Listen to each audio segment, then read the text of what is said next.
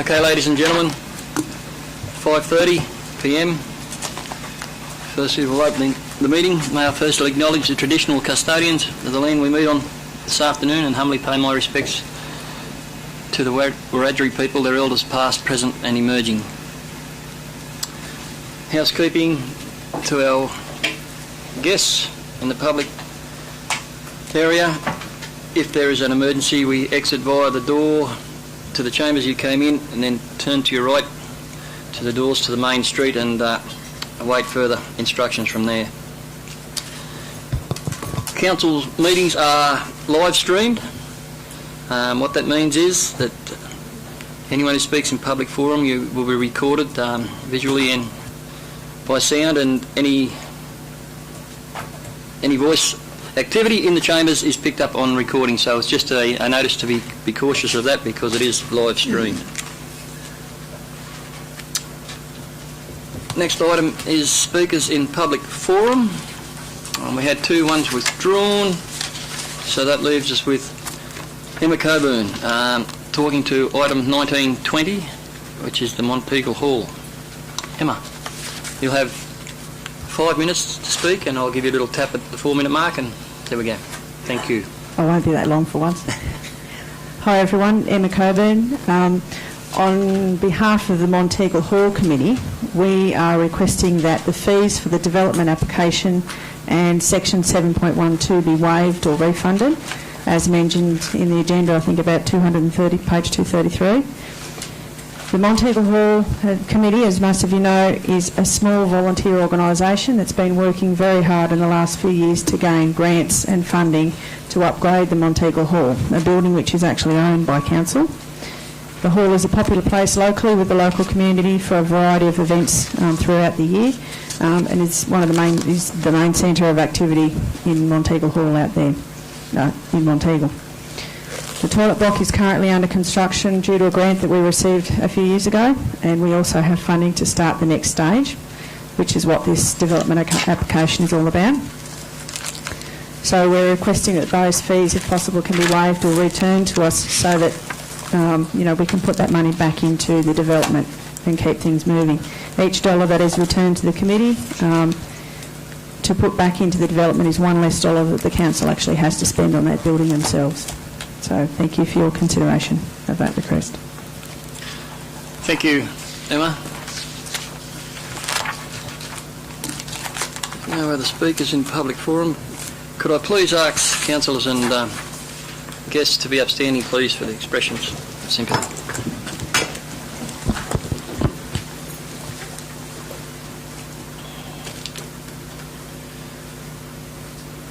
We'll have a moment's silence for the following people: Karen Corwell, Charles Uren, Moya McIntyre, John Elms, Ellen Oakes, Kenneth Aston, June Jemison, Jeffrey Parker, Donald Close, Robin McCaffrey, Guy Gibson, Joshua Duggan, Kevin Brown, Raymond Baker, Isabella Langton, Nita Russell, Anthony Wells, Kathleen Longhurst, Patricia Hughes, Kenneth Lemon, Patrick Brown, Catherine Elson, David Chesworth, Betty McKinnon, Richard Archer, Ronald Fuller, Brendan Holmes, Zenpar Weng, David Brayshaw,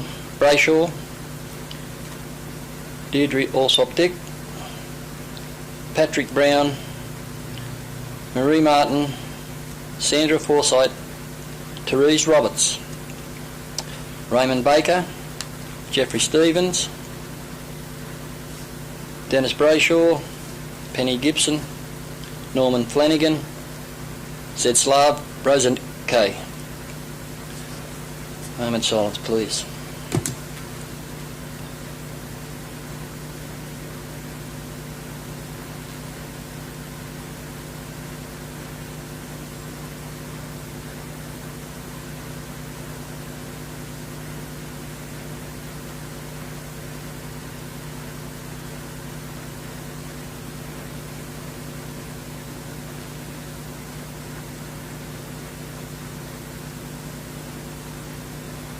Thank you, everyone.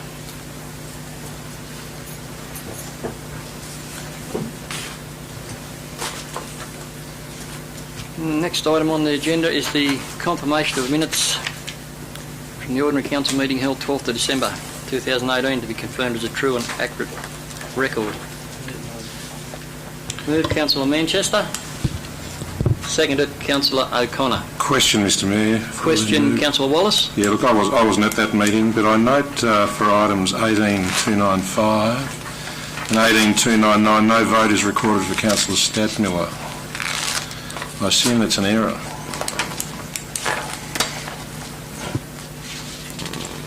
They're planning applications. Yep.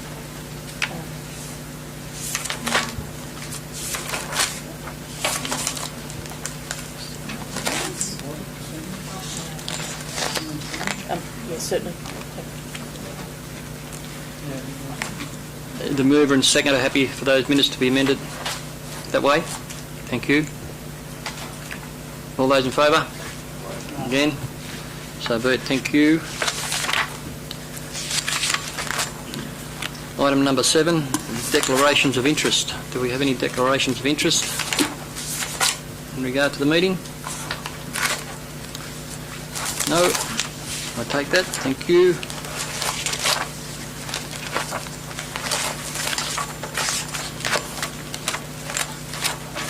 That brings me to item 1901, mayoral report. There's a short report there on the CRJO meeting that was held in Wagga that the General Manager and myself attended. I report on that. The other engagements are there. There's been a few missed, but it's neither here nor there. There's a sports advisory and the Pontiac Car Club who came to meet with me. The Tour Left radio bits down there, I'm not too sure how that got there, but that was in my diary from a long, long time ago, and I don't know why it's still there, but we'll delete those. Today I might just mention I went to a announcement at the Harden-Murrumbara Hospital, where the Minister for Health announced that the contract had been let to the company to do the work on the new facility over there in Harden, and that that project could commence within the next 3 to 4 weeks. So that was good to be there with that. The other announcement I can make to all councillors now, on the return trip from that meeting, I had another phone call from our local member to inform me that the Hilltops Council had been successful in an application we'd pushed to have some funds made available for the renewal of some bridges that we're having some problems with. I was notified this afternoon that we've been successful for funding for the Spring Creek Bridge, Cudgel Creek Bridge and Hannon Creek Bridge in the vicinity of $7.1 million. So a very, very pleasing phone call to take. The project, the deed for that will be signed off in a couple of weeks, but that has been passed on to me today, so that was very pleasing news for all of us to hear. So other than that, the only other thing that was missed off there was the fact I attended along with Councillor Armstrong, at a public meeting in Gundagai in relation to interviewing potential candidates for the seat of Cootamundra, and the main basis of that public meeting in Gundagai was to seek some clarification or thoughts and opinions of the candidates in regard to demerging councils that have been merged. The answers were pretty what was expected. 3 candidates, potential candidates, said they'd demerge everyone the next day if they were elected, and the sitting member said, I inherited this and we can only see what we can do. So it was a pretty uneventful evening, and it was well chaired, and that's the reason it was done in an orderly manner. Other than that, the report's there. If there's any questions, I'm happy to attempt to answer them for you. It's just to receive and note that report. 1902 is the council report from Councillor Horton. As you can see, he's been busy. Councillor O'Connor and Councillor Rolls. They are also there to be noted. Taking that away, then I will go to throw to Councillor Wallace for his diary. Thank you, Mr Mayor. Mainly attending council workshops, Mr Mayor, on the LAP, on the budget, and interestingly I had a meeting in relation to the joint use library facility at the Young High School, with a perspective on the art facility that would be included in that. In the course of that meeting, I started to develop fairly grave concerns about the design of the building. I don't think the building is aesthetically pleasing in the first instance, the design that it is at the moment. I don't think it integrates the inside and the outside. I think it's full of small rooms and meeting rooms, and it doesn't have a sufficient art space at all. When we went into this project, I believe there was going to be a proper gallery exhibiting space. It's more of a meeting room which you move the chairs and tables aside. I thought there was going to be a proper theaterette. There's some stairs you can sit on. I don't know that we're being taken seriously, and I suppose it's a question for the General Manager through you, Mr Mayor. What is happening with the project, and where are we at with it? I'm happy to speak to that, given that the General Manager wasn't present at the last meeting that I had in Sydney with the project manager in regard to the schematic design and the spaces, and what Councillor Wallace has touched on is evident to more people when you look at what was put on the table. There's more work needs to be done. I've been asking for that work with the council project manager so I can bring it to council, the entire council, and show council exactly where it's up to. I expressed the view that it was noted that Councillor Wallace had made correspondence in regard to his concerns about the gallery area, and that was answered that day in the same manner. By the sound of it, was answered to you that you can change some stuff upstairs that'll turn into a gallery.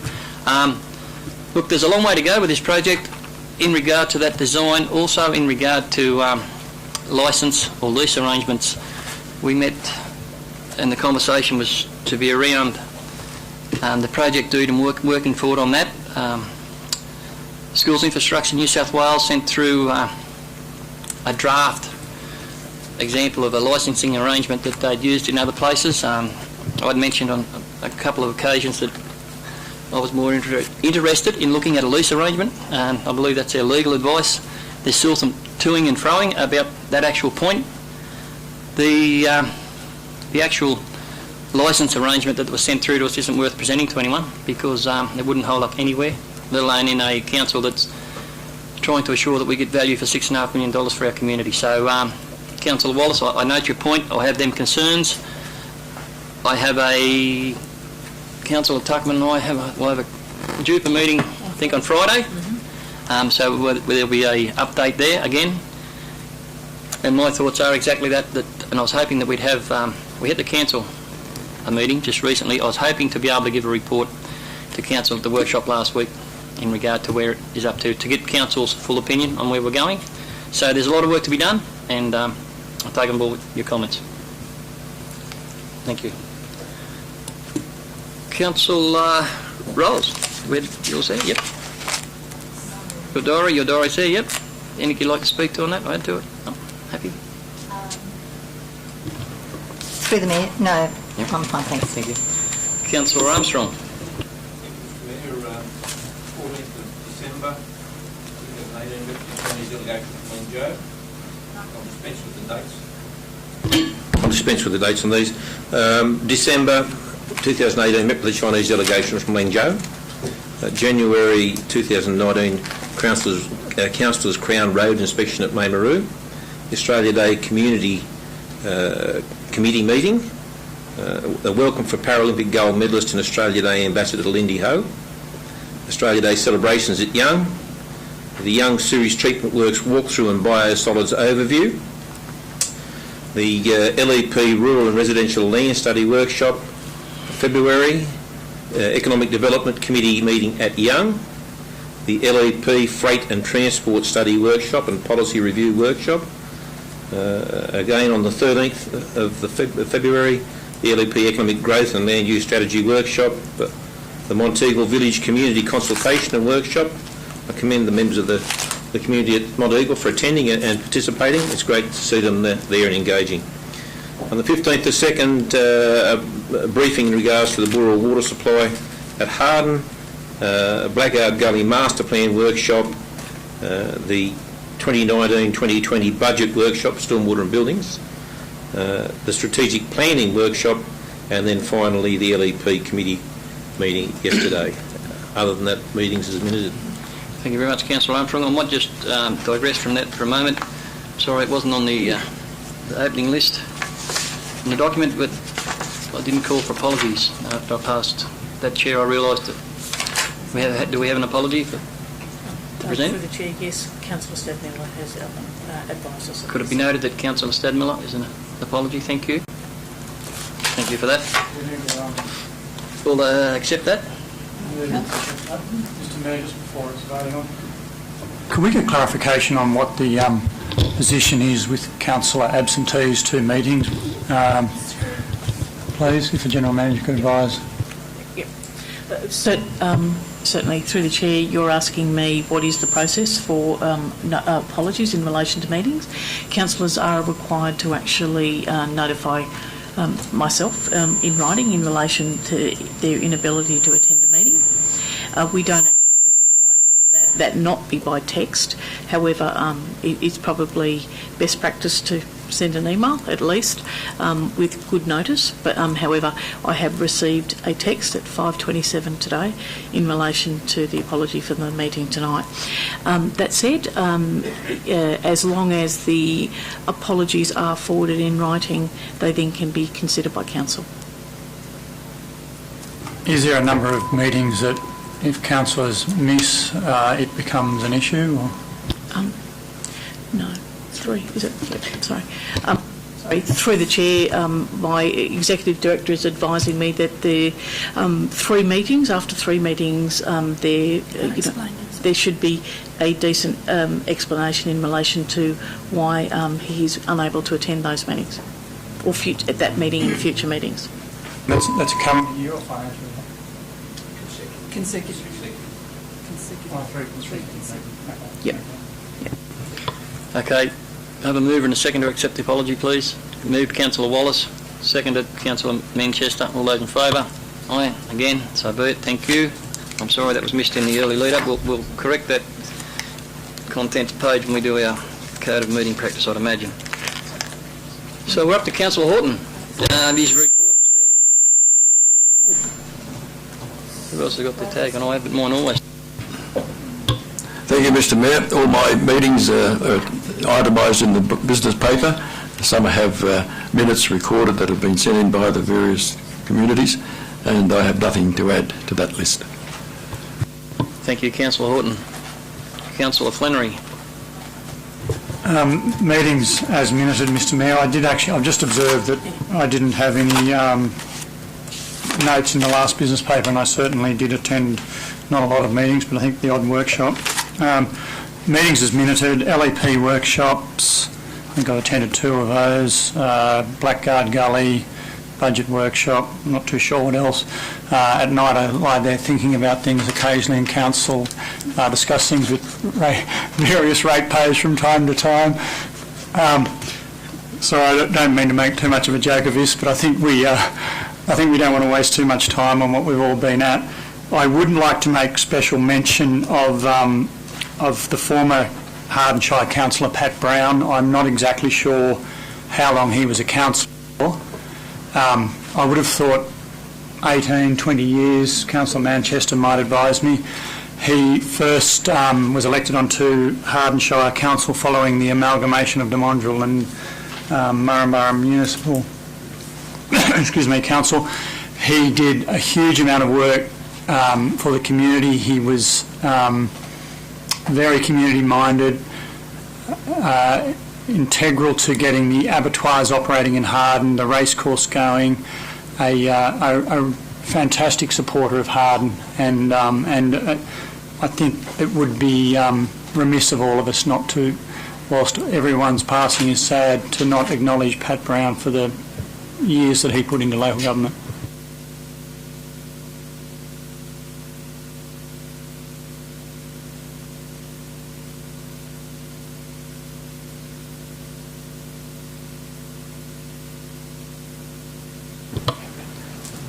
Staff got that? Yep.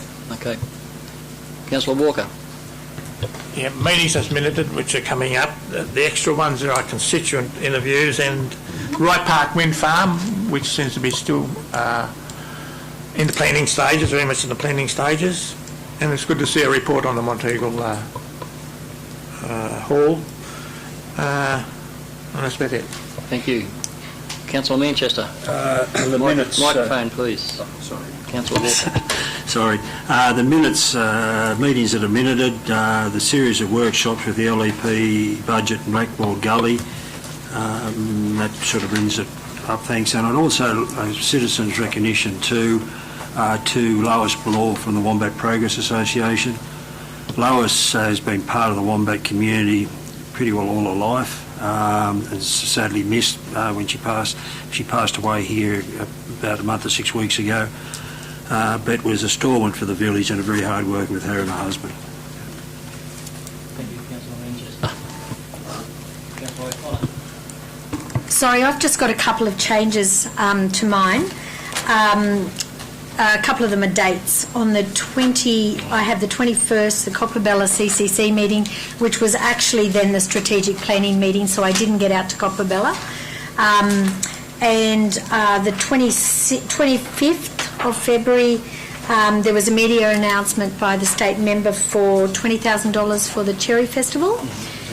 The 26th of February, I went to the BOOROWA Community Garden. And the 27th with Mayor Ingram and several other councillors, the media announcement with Steph Cook and the Health Minister for the commencement date for the new MPS in Harden, which was great news. Thank you, Councillor O'Connor. Councillor Tuckerman. Yes, thank you, Mr Mayor. It was a great pleasure to attend the BOOROWA Amenities building opening, which was a fantastic day. It's taken a long time to get there, but it's absolutely an amazing building, and I was lucky to be present at a function there on Saturday night as well, which worked extremely well. Also, the local playground at BOOROWA was opened as well, which was a wonderful day.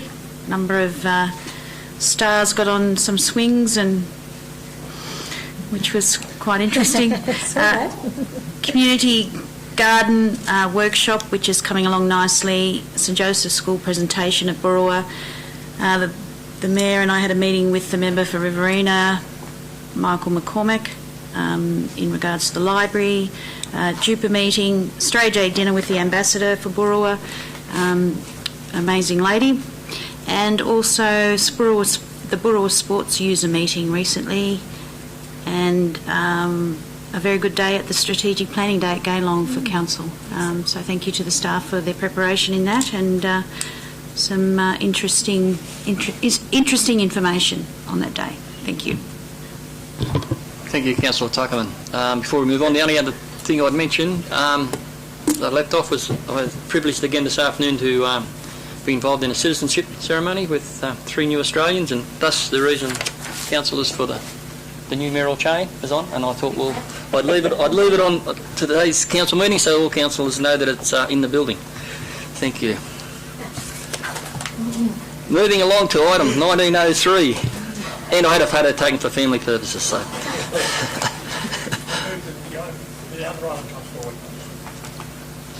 We have a move that item 1920 from memory be brought forward, given that I spoke about in public forum. I have a seconder for that. Seconded by Councillor O'Connor. So we'll defer order of the paper and go to item 1920.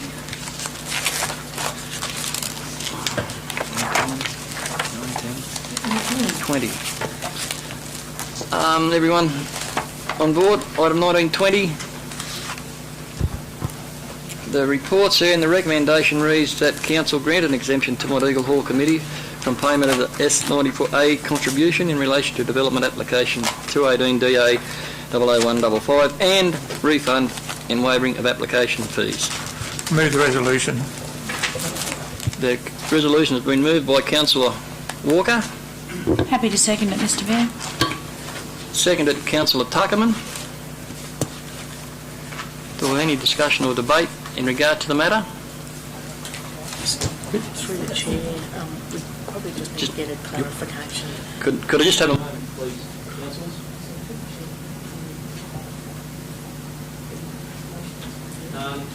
I might get the General Manager to speak. So through the Chair, my apologies, just looking at the recommendation you've moved and seconded there, which is grant an exemption to the Monteagle Hall Committee for the payment of Section 94A contribution in relation to their DA, and refund and waiving of applications fees. Can I just tidy up the wording there and approve the refund and waiving of application fees, please? That has to. Sorry? That has to be advertised from. And through the Chair, in relation to any waiving of fees, there is a statutory provision that we need to advertise that, publicly notify that we're waiving those fees for 28 days. Thank you. As the seconder, I'm happy to adopt those changes. I'm going to ask the mover and seconder happy for that amendment to be made to those. And yeah, we'll look at how those recommendations come to council very closely, so they are worded exactly how they want to be worded. So, okay, we've had a mover and a seconder with that amendment. Any speakers for or against? Anyone? Yeah, discussion? I just support it. As Mrs. Coburn said, it's as a council facility, plus the fees go into the development anyway, into the council facility. Thank you, Councillor Walker. Any commentary speak? Councillor Armstrong. I'm not necessarily speaking against it, but I'll have to be, in this, I suppose, considered to be speaking against it. I would much prefer that council makes a donation, that we take the fee and make a donation, and not advertise and wait for public submissions for 28 days.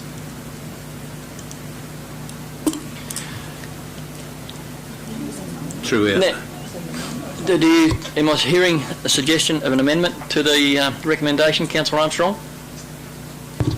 I'll ask the General Manager to comment on a proposal. Thank you.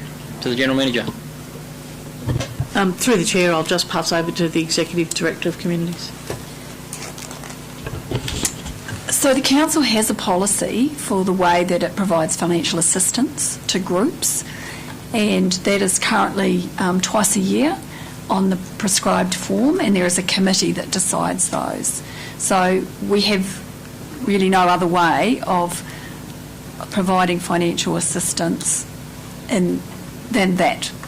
And so I think Councillor Armstrong is actually correct, that would be a much better way to handle that, because I think, you run the risk of setting a precedent for every group that has a DA that will want their fees waived. And I think the Act is very clear about the process for waiving of fees. Okay, so I've had a motion moved and seconded. The Speaker not against, but... Can I have a comment on that? Councillor Walker. This one's rather unique in that it's a council facility and a community putting its heart and soul into looking after a community facility where the fees are going straight back into our own facility, our own asset. Okay, I've had a mover and a seconder of the motion, and the Speaker, I'll take it as against. If there's no further amendments or any foreshadowed, or anyone, I'll put the... I'll foreshadow an amendment, or an alternate motion that council not grant an exemption, but consider the request as part of its annual financial assistance program. Okay, so I've got an amendment. Mr Mayor, just a question for the Director. Surely our systems are not so rigid that any donations have to go back through the Donations Committee. I would have thought, given that the Donations Committee recommendations come back to Council, Council is within its rights to make a immediate determination on granting those funds back. No, that's exactly why you have a financial assistance policy. It's because there needed to be a way to channel those that was clear and transparent, and a process to put people through. So if you want to change the policy, by all means, but I think when it was discussed when the policy went in, it was a way to actually be able to manage it and to have some fairness, equity and transparency in that process. Okay, Through councillors. you, Mr Mayor, but surely as council can determine now that we make that donation and it's then just applied or taken away from the allocated funding for when the donations go out. That's what I mean. Through the Chair, Council does have the ability to actually go outside of its policy. The Executive Director's pointing that you do have a policy and it's explaining the rationale that sits behind that policy. You, of course, as Council can go outside of your policy, and there are a number of items on the agenda that are actually asking you to do that. However, I believe that the Council is suggesting that you could indeed improve that wording to satisfy both sides of both the policy and the donation, and if an amendment is proposed, foreshadowed, may I suggest it is a case that it is that Council not grant an exemption, rather that it provide financial assistance as in line with its financial assistance policy. However, that policy support this donation of X at its next. At its next February meeting or immediately, and that matter be taken, that decision be taken to the next Financial Assistance Committee. So you can actually word it in such a way that you support your policy position, but you're clearly saying we recognise that we're going outside of potentially both policies and that we'd like to make that donation immediate. Okay, councillors. Mr Mayor, I'd like to withdraw my secondment to the first motion, to the motion. Councillor Tucken's withdrawn his second to the first motion. So the first recommendation doesn't stand. It hasn't got a seconder as it stands now. Mr Mayor, can I move an amendment? I've got an amendment. I've got an amendment there, and I'll deal with one amendment at a time. But you can foreshadow an amendment. What I need to go back to council is the first recommendation had a mover. It didn't have it hasn't got a seconder, so it's not there. So Councillor Horton is been a seconder for the original recommendation. Okay. So we've got that. Now I've got an amendment. A mover or an amendment. I'd like to second the amendment. Thank you. If the proposer adopts what the General Manager had stated in regards to the motion. Councillor, I'm quite happy to adopt that position. I believe that there will be another opportunity for us to have a similar position later in the business paper.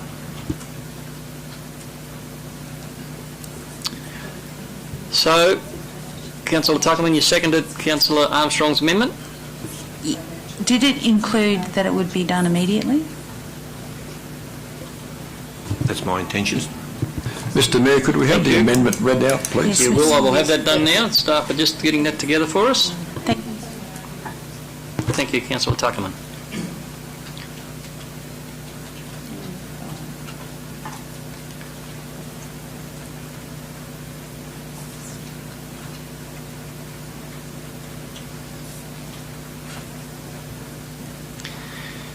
Councillor Armstrong, is that your intent of the amendment?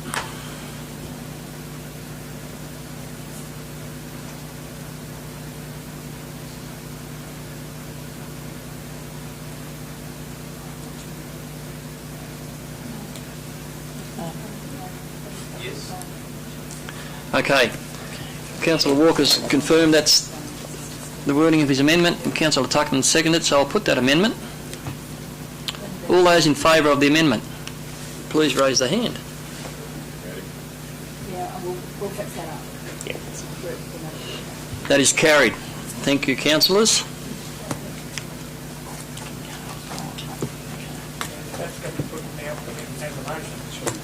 The amendment becomes the motion now. That's correct, Councillor Walker.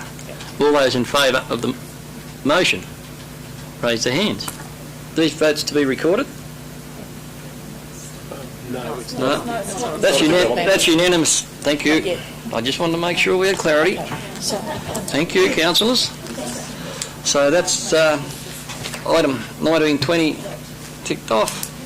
We'll go now go back to the order of business. which is item 1903. It's a notice of motion of violence against women in politics. The responsible officer is the General Manager. The notice that Councillor Margaret Rolls has put forward the following motion. I won't read the full motion. It's there, councillors. I'm sure everyone's read it. I'm quite happy to throw to the General Manager or the councillor involved with this, if I've got a mover and a seconder, and we'll go from there. I would like to speak to the motion. Would you like to move it? And I will move it. Yes. Move Councillor Rolls, seconded Councillor O'Connor. Thank you. Would you like to speak to your notice of motion, Councillor Rolls? Thank you, Mr Mayor. When standing for election to council in 2017, I wrote, "It is important to recognise that almost 51% of the Hilltops region population is female, and women need to be involved in decision-making for our new region as it defines itself for the future." If I was to change just 4 words, this statement would read, "It is important to recognise that almost 51% of the Australian population is female. Women need to be involved in decision-making for our nation as it defines itself for the future." Mr Mayor, tonight I speak on behalf of that 51% of the population, and especially for those of the 51% who would like to take a leadership role in the governing of our country, whether at federal, state or local government level, but are deterred by the way that our political systems and debates operate, especially in regard to women. And these systems have been historically and culturally male-driven, with little consideration for the modus operandi of the remaining 51% of the population. And I see no reason why women, or indeed any persons who wish to follow a political career, should be expected to roll with the punches or toughen up or just ignore overt and covert slurs, slander and undermining innuendo. This should not be the cost of doing politics. However, I see every reason why rigorous, respectful debate should be the hallmark of sound democratic governance centred on issues, not the person. With the Model Code of Conduct for councillors before us, and having 4 candidates from our Hilltops standing at the next election, 2 of whom are women, and 2 of whom, 1 male and 1 female, are our fellow councillors, we have the opportunity as Hilltops councillors to set the gold standard for respectful conduct in electioneering and House debate, especially as it pertains to women. Clause 3.7 of the new Hilltops Model Code of Conduct, if strengthened by the broadening of the meaning of harassment, as proposed by the inclusion of Clause 3.7d, to include any form of behaviour towards a person that attempts to normalise abuse, sexism and misogyny, especially in relation to interactions and dealings with women in politics, will demonstrate to all our constituents, and especially to the 51% who are female, that as a council we support and encourage women to stand for political positions. And as a council we denounce any form of overt or covert harassment of women in politics. It is important that such action regarding what to some will seem to be undue skewing towards a certain group is invoked in order to address an embedded behavioural gender imbalance. Mr Mayor, I want to be able to say to my daughter and granddaughters, our Australian political culture is at all levels one that I am confident in encouraging you to enter, that it is a workplace where men and women can thrive equally. I want to be able at a future council meeting to put forward another motion to remove clause 3.7d from our Model Code of Conduct because it is no longer needed. Mr Mayor, leadership comes from the top, and in writing to the Minister for Local Government, we're calling on the Minister to show leadership in relation to this issue of violence against women in politics. And one positive way is by strengthening the recently gazetted Model Code of Conduct as previously recommended. Both Councillor O'Connor and myself attended the annual Women in Local Government New South Wales conference in 2018 and found it a valuable professional learning experience. We ask the Council's support for us to attend the 2019 conference, this time for the National Conference to be held in Sydney in May. Of course, a full report will be submitted to Council. Before I close, Mr Mayor, I crave your indulgence for me to recite the opening lines of my secondary school song, which I have not sung for many a year, I hasten to add. Written in 1917, it states, "Who for woman's cause would stand, make her free in every land," and continues that we must take a stand for truth and right. And 100 years on, those words still resonate. Tonight, I am standing up for women's cause, for our daughters' and granddaughters' cause, indeed for democracy's cause, thus for all our men, our sons and grandsons' cause. And I believe that we must work to ensure that respect and dignity are central to our political processes, and that as Hilltops Council, we must take a stand for truth and right by advocating for the right of the 51% of our population to equally, without fear of violence in any form, share the space of our political landscape. Thank you, Mr Mayor. Thank you, Councillor Rolls. Anyone speak against the notice of motion? Councillor. Excuse me, Councillor Horton, do you feel harassed at the moment? Yes. That might be worth noting, councillors, just for the record. Councillor Armstrong. Thank you, Mr Mayor. At the risk of being falsely labelled a misogynist, I wish to speak against the motion submitted by Councillor Rolls and supported by Councillor O'Connor. As a long-time supporter of gender neutrality in local government, I am unable to support any proposals that would introduce a gender bias or sexism into a councillor's code of conduct. I am supportive of initiatives or measures which promote a respectful equality in work, sport and life.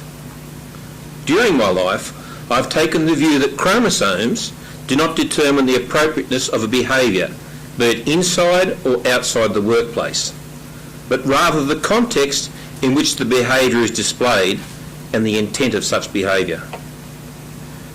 We live in an increasingly competitive world, and sometimes context and intents can become convoluted and unclear.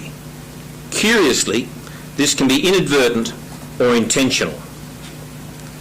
In the case of opposing views, it is too easy for the terms misogyny and misandry to be used as convenient justification of a position or action. Respectful equality is something that we have to work at and not simply prescribe in an administrative framework. There is little doubt that the examples cited in the attachment are largely based on experiences and events relating to state and federal politics, areas well outside the scope of Hilltops Council or the New South Wales Model Code of Conduct for Local Government Councillors. I note that the notice of motion states that the Model Code of Conduct was gazetted on 18 December 2018. The New South Wales Office of Local Government website provides a background regarding the Code of Conduct review process, which states, in part, having considered submissions, OLG has prepared consultation drafts of the new Model Code of Conduct and Procedures. OLG is seeking the views of councils and other stakeholders on the consultation drafts prior to finalising the new Model Code of Conduct and Procedures. The new Model Code of Conduct and Procedures will also contain new provisions that are designed to improve ethical standards, more effectively deter non-compliance and lead to improved transparency and accountability. Submissions regarding the draft closed on the 4th of December 2017. The final document was published by the New South Wales Office of Local Government as an instrument of the New South Wales Government. Adoption of the Model Code is mandatory and must be done by the 14th of June 2019. In essence, the consultation and submission phase has ended, and there will be little opportunity to amend the Model Code between now and the final date for adoption. A change in the state government may further complicate any review process. Finally, a more sceptical observer of these proceedings may well conclude that due to the timing of the notice of motion and its supporting documentation, that it is more of a political stunt than highlighting a deficiency of local government or indicative of systemic failure at Hilltops Council. Thank you.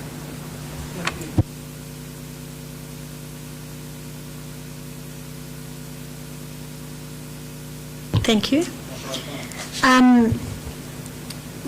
What we see, and this is through local government as well as state and federal politics, is that bad behaviour reticulates through society, irrespective of who it's against. We need to set an example to the community that bullying, harassment and violence, particularly against the women, where that is where most of the bullying behaviour is centred, or the bad behaviour is centred, won't be tolerated.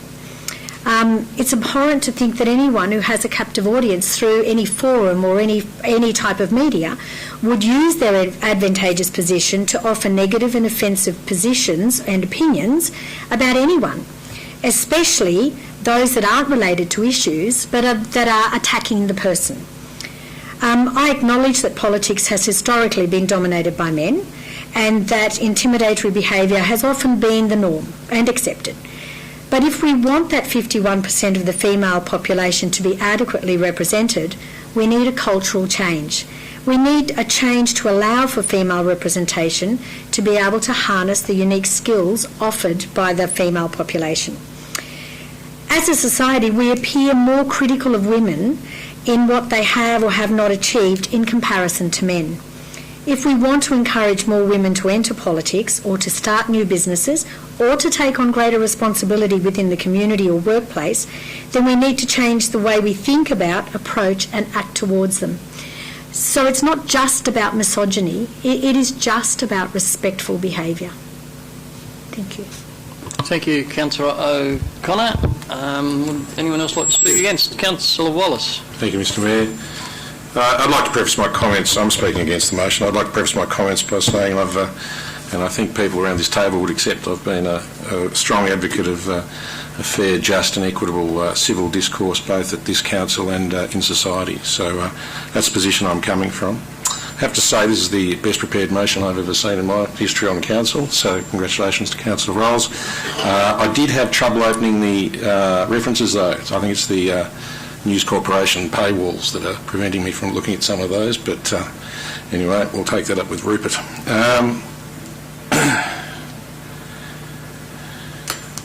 What I wonder is this absolutely necessary and what does it go to? In the first instance, and it may just be the duplication of the word that, but I'm not sure, but the subsection D of the resolution doesn't make sense. And is it really necessary? The examples in the paper attached to the motion indicate bullying or aggressive behaviour towards women, but not necessarily because they are women. And that is the disjoint I have with this, and I think Councillor O'Connor actually alluded to it when she said it's about the behaviour. It's not necessarily about the women, but the problem is this motion is about the women.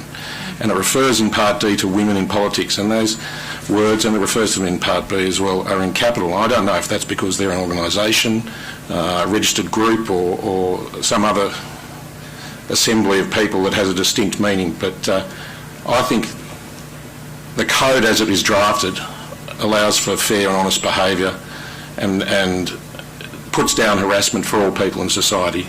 I mean, if we want to single out women, where is the reference to the LGBTQI people?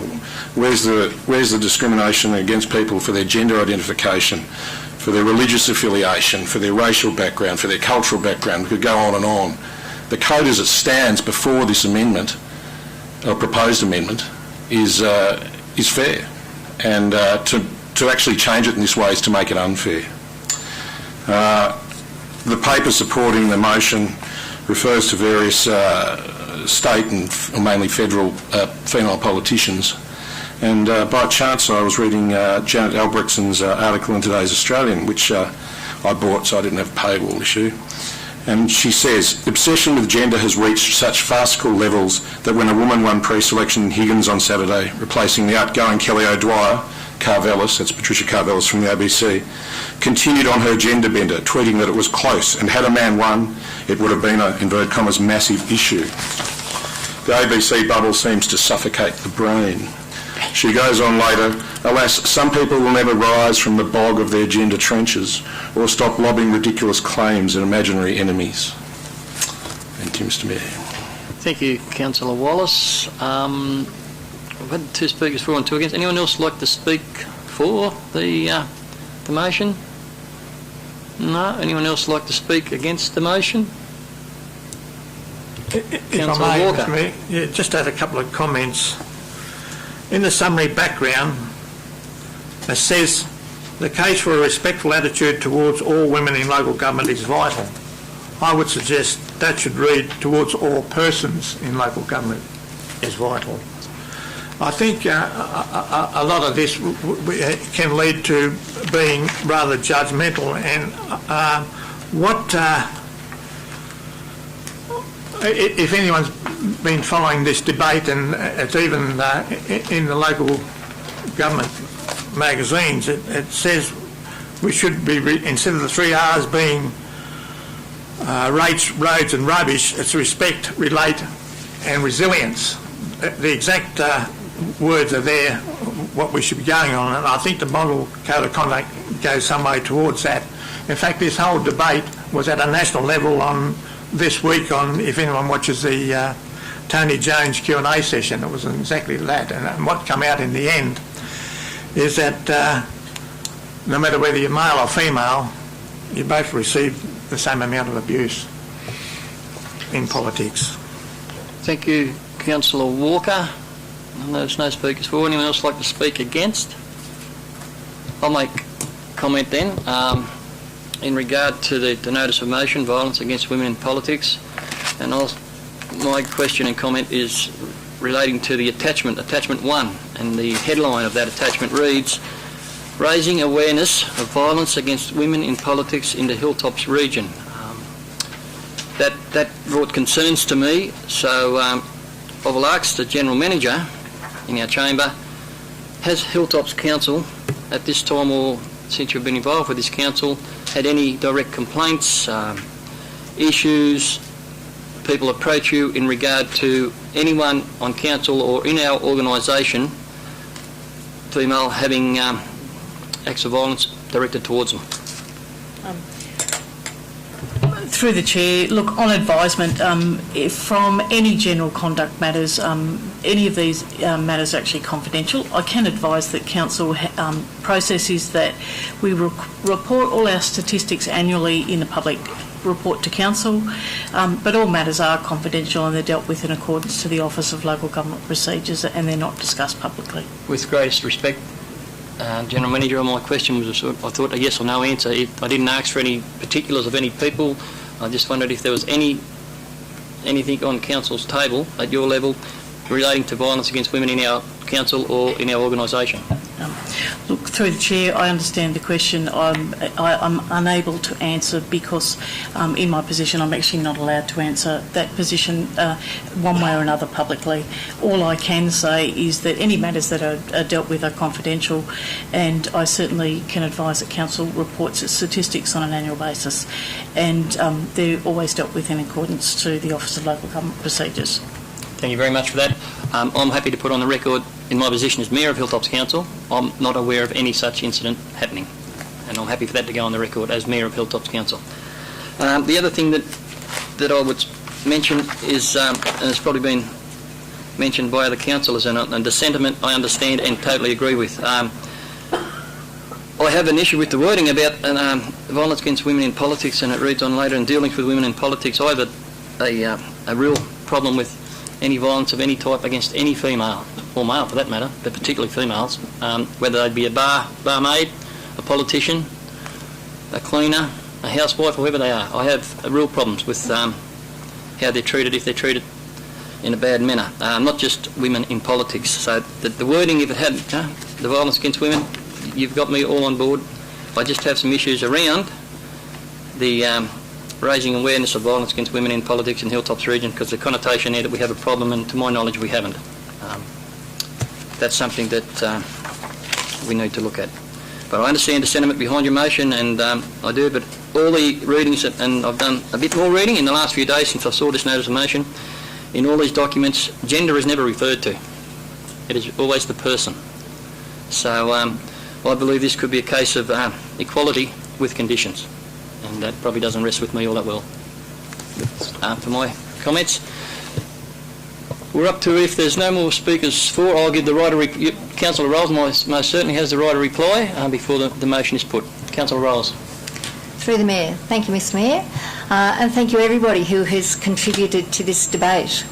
I think by even debating this issue, we have raised within the Hilltops region the question of violence against women. Perhaps it's unfortunate in the way it was worded.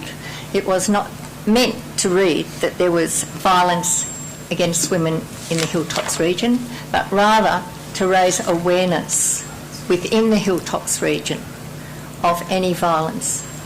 And by violence, it doesn't necessarily have to be physical. It can be by intimidatory behaviour, it can be by language, it can be even by a tone of voice. And I think often we don't realise those very subtle forms of violence that can be projected to against anybody.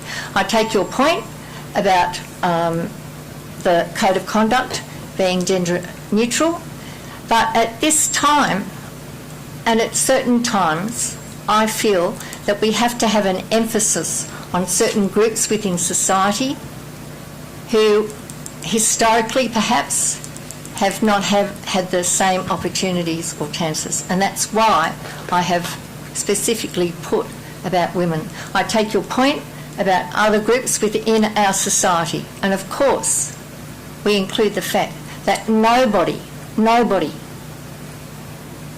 should face any form of overt or covert violence if they want to stand, and I've kept it, if they want to stand in politics, if they want to follow that career. I made it quite clear this afternoon that within Hilltops itself, I personally have always felt the support of council, and the only reason that I raised this was that I knew that it would have a fair hearing within council itself by people who have a fair and reasoned judgment. And I thank you for that hearing. Thank you for that, Councillor Rolls, and I'm sure everyone's taken that on board and it was well spoken. That being said, we had a mover and a seconder for the motion. All those in favour? Against? That motion is put and lost.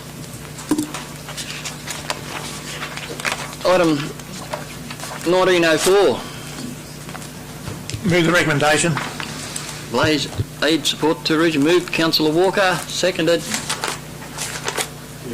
Councillor Wallace. In discussion or debate, put the...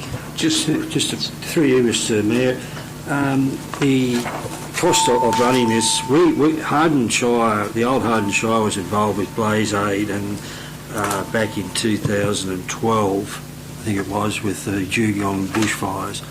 And I have to comment that they did a magnificent job down in that region with the fencing. But some of that cost was covered by the Department of Primary Industries. I'm wondering whether some of this cost... Through the Chair, certainly Department of Primary Industry facilitated the conversation, the introduction of Blaze Aid to Council in that regard. I did ask the same question, and no, my understanding is that they don't. However, they do, their role is to conduct the damage assessments and move people through their normal financial assistance process, and that is certainly still happening. But at this stage, they are really just there in giving us in principle support around those landholders. Question, if I may. How will this word get out, and how will farmers become aware, or landowners become aware of how to apply for this? Through the Chair, because it has been facilitated through Department of Primary Industries, who also coordinate local land services, what they have done is they are the first point of contact for landholders in relation to those damage assessments, Councillor Walker. So they've put together a register. They've asked landholders if they wanted to have assistance. We held a we had a landholder meeting in Boorowa to ask the landholders themselves who'd expressed interest at the local level. There are 67 landholders that have applied for financial assistance from that storm, and of that number there's 28 or 29 that have already indicated that they would like assistance from Blaze Aid and are ready now. Accordingly, Blaze Aid is moving into the area on the 3rd of March, based at using the Boorowa Showground as their base camp, and will provide that assistance immediately. Thank you. If I may, one more question out of that. It's just that one approached me outside the post office this morning, in fact, and I suggested it was through primary industry, but you're suggesting also that if they apply locally through local land services, they can get registered. Through the Chair, the local land services has a cloud-based register, so any of the stakeholders can actually add to that register. Okay, so I move to Councillor Armstrong.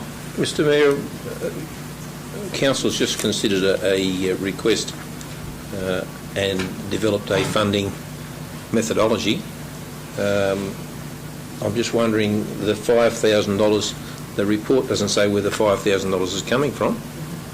Can I suggest that perhaps that same methodology that was used for the request to cover DA fees at Monteagle be utilised to cover the $5,000 for Blaze Aid? I'll defer to staff to clarify if that can be the case. Through the Chair, I believe so. I think we can easily follow suit in relation to that.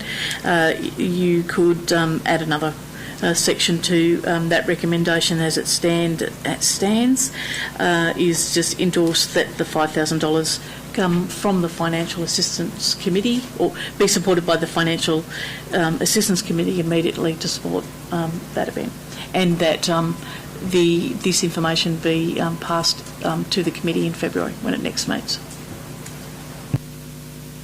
So we have a bit of an addition to the original recommendation that's been put up there now. When it's up there, I will ask the mover and the seconder if they're happy to have that included. Mr Mayor, can I just get clarification from the General Manager first? Clarification from the General Manager, you can. Through the Mayor, look, I think this is a fantastic support to those affected by the floods. I'm a little concerned that if the money comes out of the community assistance grants, we're potentially negatively impacting on some small villages, community groups that may be very worthy of the money. As a landholder, I think I sit on, landholders will be benefiting from Blaze Aid, and most of them sit on pretty reasonable real estate values. I don't think it should come out of community assistance grants. I don't think that's a good move at all. There must be a disaster fund, or there must be some money that council would otherwise utilise for storms or damage or whatever. I just can't see how we can have landholders who are getting aid already disadvantaged community groups. Okay, on that note, there was a addition added to that resolution that has just been spoke by a councillor that he doesn't agree with that. So I'd ask the mover and the seconder, are they happy to have that dot point C there, or would they like it removed? I don't think there was a mover and a seconder. There was a mover and a seconder. John Walker was mover, and Tony Wallace was the seconder. So I'm asking them, are they happy to have dot point C in there before it goes any further? No. So the seconder said no, the mover said yes, so it's gone, because the seconder doesn't confirm it being there. So dot point C comes out. So through the Chair, we have actually said that we can take that $5,000 from the operational budget for the 2018-19 year. What I'm hearing councillors debate is that you debate where that money is coming from, and that clearly there's just some sentiment not to take it out of the financial assistance bucket. I can defer to the CFO who's here tonight to say, is there any other available buckets that we could potentially access for clarity for councillors?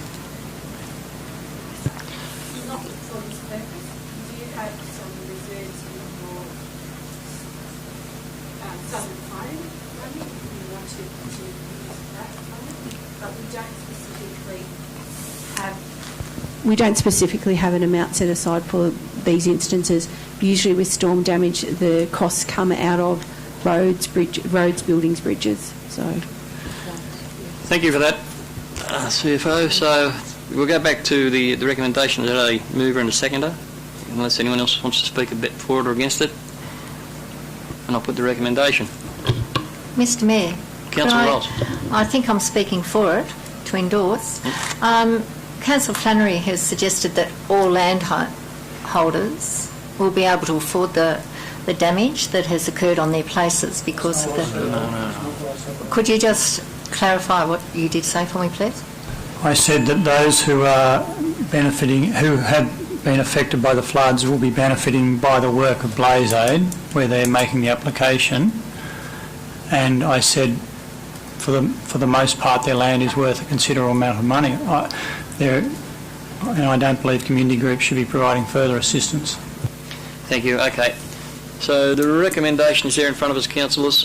I'll put the resolution. All those in favour? Again? So be it. Thank you, councillors. Been a long night. 1905. Mr Mayor, I'm just trying to clarify. Where did the money end up coming from? Operations. Through the Chair, it will come from the 2018-19 budget, and we'll report that back to you. Item 1905, Australian Institute of Company Directors Governance Course, Councillor Attendance 2019. The report's there, councillors, and the recommendation is there.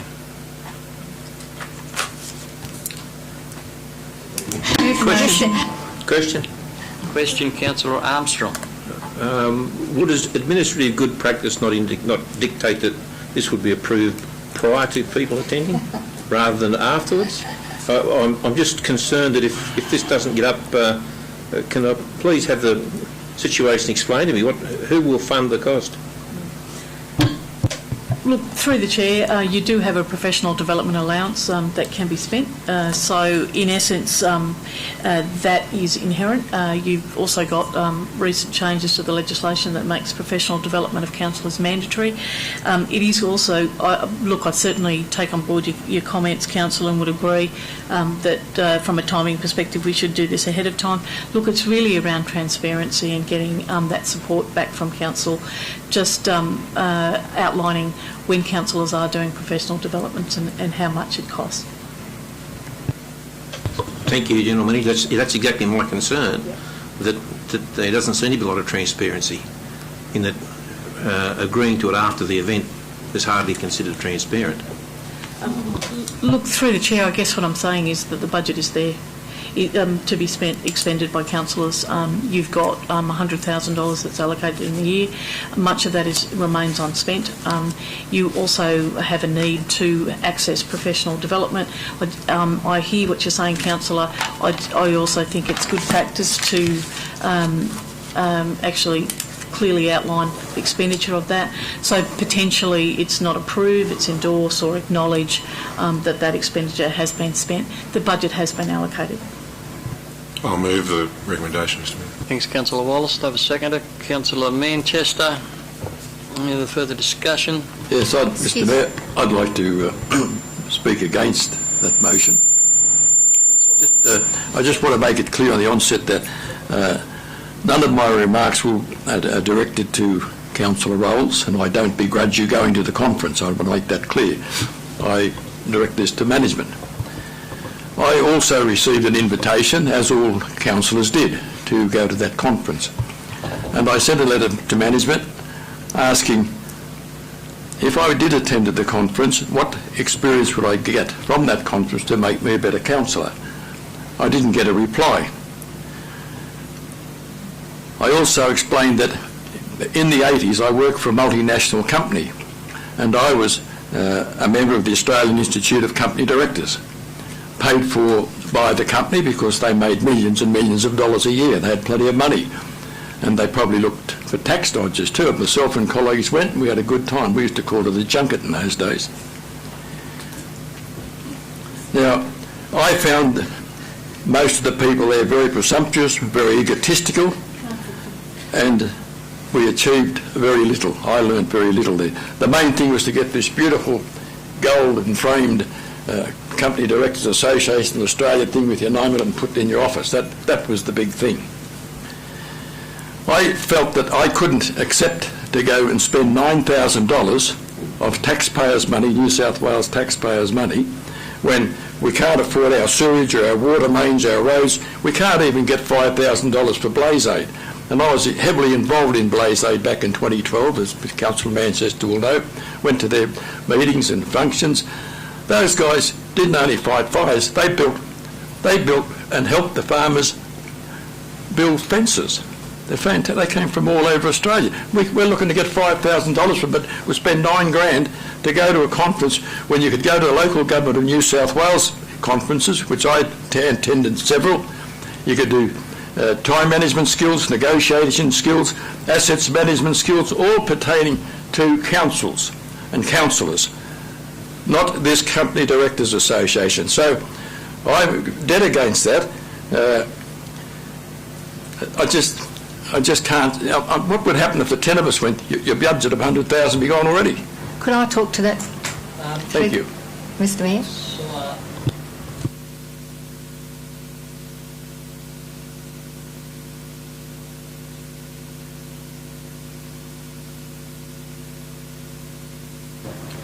I would like to speak to. Thank you, Mr Mayor. Being the one who attended that course that was offered to everybody, and a course that was actually a 5-day intensive course from 9 till 4:30, and a course to which I have to write a 3,000-word reply to a case study, and a course to which I also have to complete a multiple answer examination and short answer exam, and a course to which I have to get 64% to pass. I would not say it was a junket at all. I would also like to add that Snowy Valley Council thought that it was so valuable to them that they actually put all their councillors through it, plus their executive. I would like to suggest, Councillor Horton, that perhaps the course has changed immeasurably since you attended it, that at the moment it is the gold standard. It is held in high regard by everybody, and certainly by company directors. And I would suggest that as a body politic, we, in one sense, yes, we are political, but we also are acting as a board. And I intend, Councillor Horton, to fully inform everybody at different stages of the different topics and units of course, of the course that I discussed. I don't intend to present it all at once. It's a bit of a brain freeze, let me tell you, after a whole week of it and 2 thick folders to go through. But I do intend throughout the year to present you with some of the really valuable and vital information that was passed on at that course, and that will certainly help me in my role as councillor. And I would encourage all councillors to consider doing that course at one stage or another. Thank you. Mr Mayor, may I ask a question of Councillor Rolls? One question for Councillor Horton, yep. Thank you, Mr Mayor. Councillor Rolls, you learnt a lot there as you explained. What was the most important thing you learnt to help you to be a better councillor?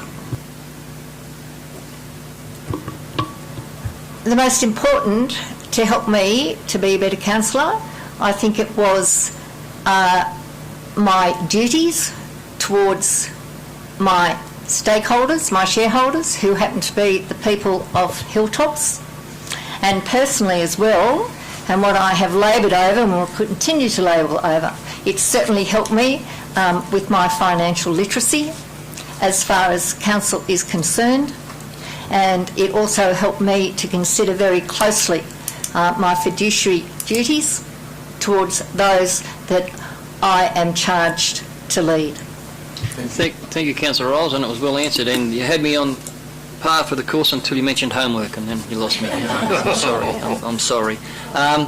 Okay, Councillor, the recommendation being put. Mr. Mayor, look, it's a bit hard to speak against the motion when the money's been spent, but I would have voted against this had it been before us, because I think, as a very minimum, if councils are going to do such, I use the word advisedly, with such an extravagant course, I think a co-contribution should have been the least that would have been asked.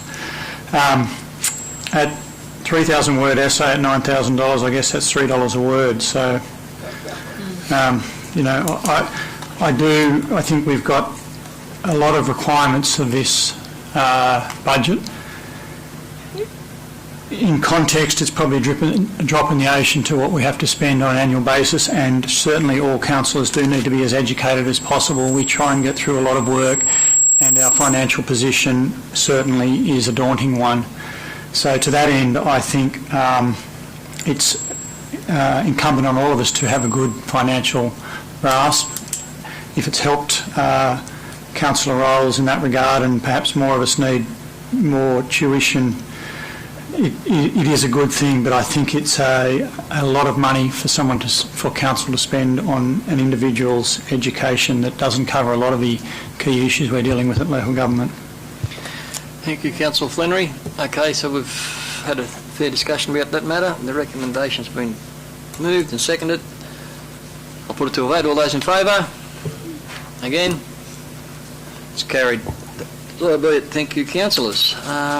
We move on to 1906, endorsement of a new Memorandum of Understanding between North Sydney Council, Hilltops Council and BOOROWA Community Landcare Group. And as the report states, and everyone would be well aware of how this has come about, and the recommendation is there, that we endorse the MOU with North Sydney Council, Hilltops Council and BOOROWA Community Landcare Group, and as part of that Memorandum of Understanding, allocate $2,500 plus GST to support the event. It's moved by Councillor Horton. Second the motion. Seconded Councillor Tuckerman. Any discussion or debate? Councillor Armstrong. Question. $2,500. Which account does that come out of? Does that come out the same one that the $5,000 comes out of? Through the Chair, I did predict you'd ask me that question. Look, being an MOU, you'd be looking at the next financial year, to 1920. And out of which particular bucket? You would be forwarding that through to the Financial Assistance Committee for its consideration. Out of from the small communities? Council education fees. I'm going to it's foreshadow an amendment a little bit later on that'll deal with all of these. Okay, I'll take that on board. Councillor, we have a mover and a seconder for 1906. All those in favour? Again? So be it. Thank you, councillors. Item 1907, mayoral and councillor remuneration, and this report comes to us at this time of the year, councillors, because it was obviously missed when it was supposed to be done. The recommendations there in front of you, councillors. Do I have a movement? Moved Councillor Flannery, seconded Councillor Horton. All those in favour? Again? So be it. Carried.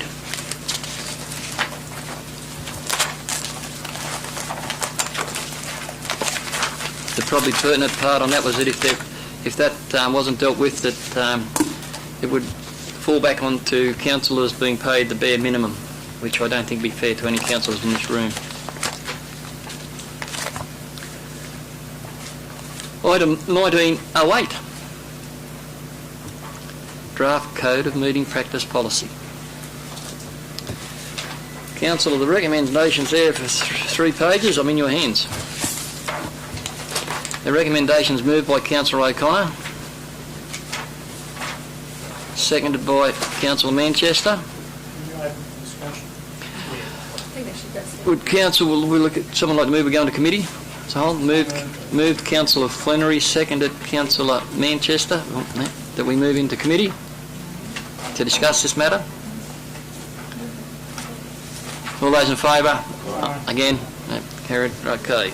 So, councillors, who wants to lead off? The reports there is quite extensive and some changes are there. I'm open to council floor.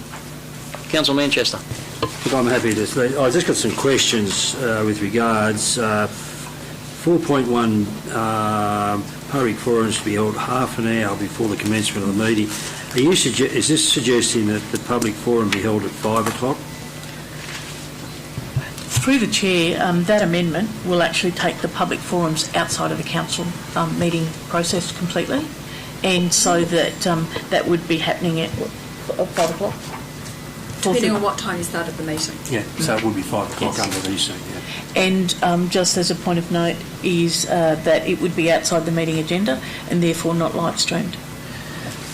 My question to that point was, and it hasn't been a problem with me being here at 5 o'clock, but that would mean the meeting is scheduled to start at 5:30. There is no demand on councillors to be there at 5 o'clock to listen to that open forum if it's outside the meeting.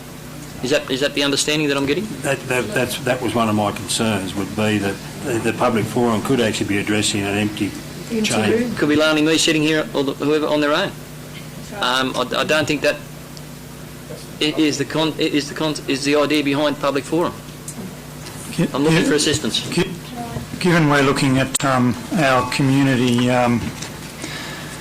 service procedures, I wouldn't have thought that's a very advisable move.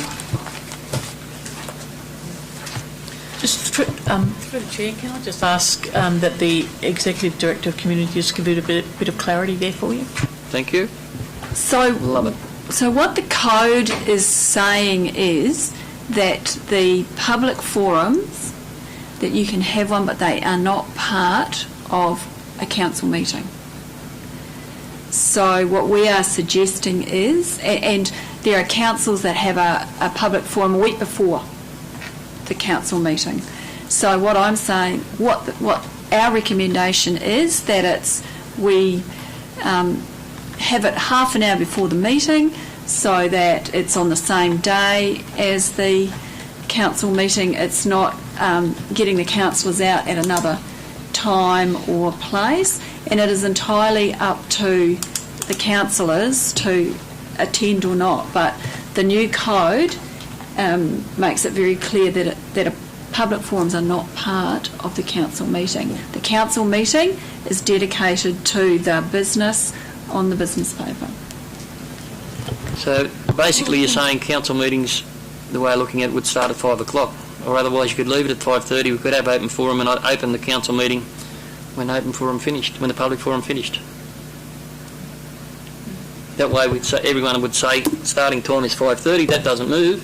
If we have people to speak in public forum, they speak to council in public forum. When the public forum speakers are finished, I could open the meeting. It's either that or the other way is have it at 5 o'clock and there's no demand on councillors to be here, people turn up to speak, no one's here. I just don't know whether that's the right way to go about it. I think, through you, Mr Mayor, I think the only way to do it with what your suggestion is that the meeting starts at 5 o'clock, but unofficially, but officially it starts at 5:30. Yeah. I think it's the only way. Would not be compulsory for councillors to be here, but you'd have to require the councillors to try and be in attendance and for them to be let know of the speakers as soon as we know the day before. Mr Mayor, question for the General Manager, and my understanding is the model code is a model code. We can strengthen the model code, we can't go below it, so including public forum as part of our business paper or council meeting, is that a strengthening or weakening of the model code, or Great question. Look, through the chair, I think it can. It's neither strengthening or weakening. You're having a good debate about what does the public want, what does transparency look like. Clearly, if the public speak and council are here to listen, that's the best outcome. However, if you're concerned that that can't be assured by the change to the meeting time, then of course you can incorporate that public forum inside of the agenda as it currently stands. I can't imagine anything more disrespectful than excluding the public forum from the council. It just strikes me of the bureaucracy that has no touch with ratepayers. Look, through the chair, that answer wasn't quite correct. I'll just defer to the Executive Director of Communities about can we go back to the way we were doing it? No. So what the new code is that you can have a public forum, but it is not part of the official record of the council. It is not part of your meeting. Right, okay. So, through the chair, that means that regardless of where you have it, it's not minuted, and it's not an official record isn't kept. Comment. Councillor Walker. In reality, within our meetings, within Hilltops, I don't believe it takes up much time at all. So, for the sake of leaving things as they are, leaving that clause out and having it in within the meeting and not recording it, what impact does that? Well, under the new code, it's not permitted. So I can't be more clearer than that. You can't add things into the code which are not permitted under the code. Well, we need to go to our local member and to the opposition to get some reality back into local government. I mean, this is just absolute rubbish. Democracy back. What's the point in being here if you're not going to listen to ratepayers? Councillor Tuckerman, would you like to contribute? Through you, Mr Mayor, I would suggest that we take out the half hour and just put before commencing the council meeting, and as determined by who has put forward a request to present to council. The time of the forum would start then.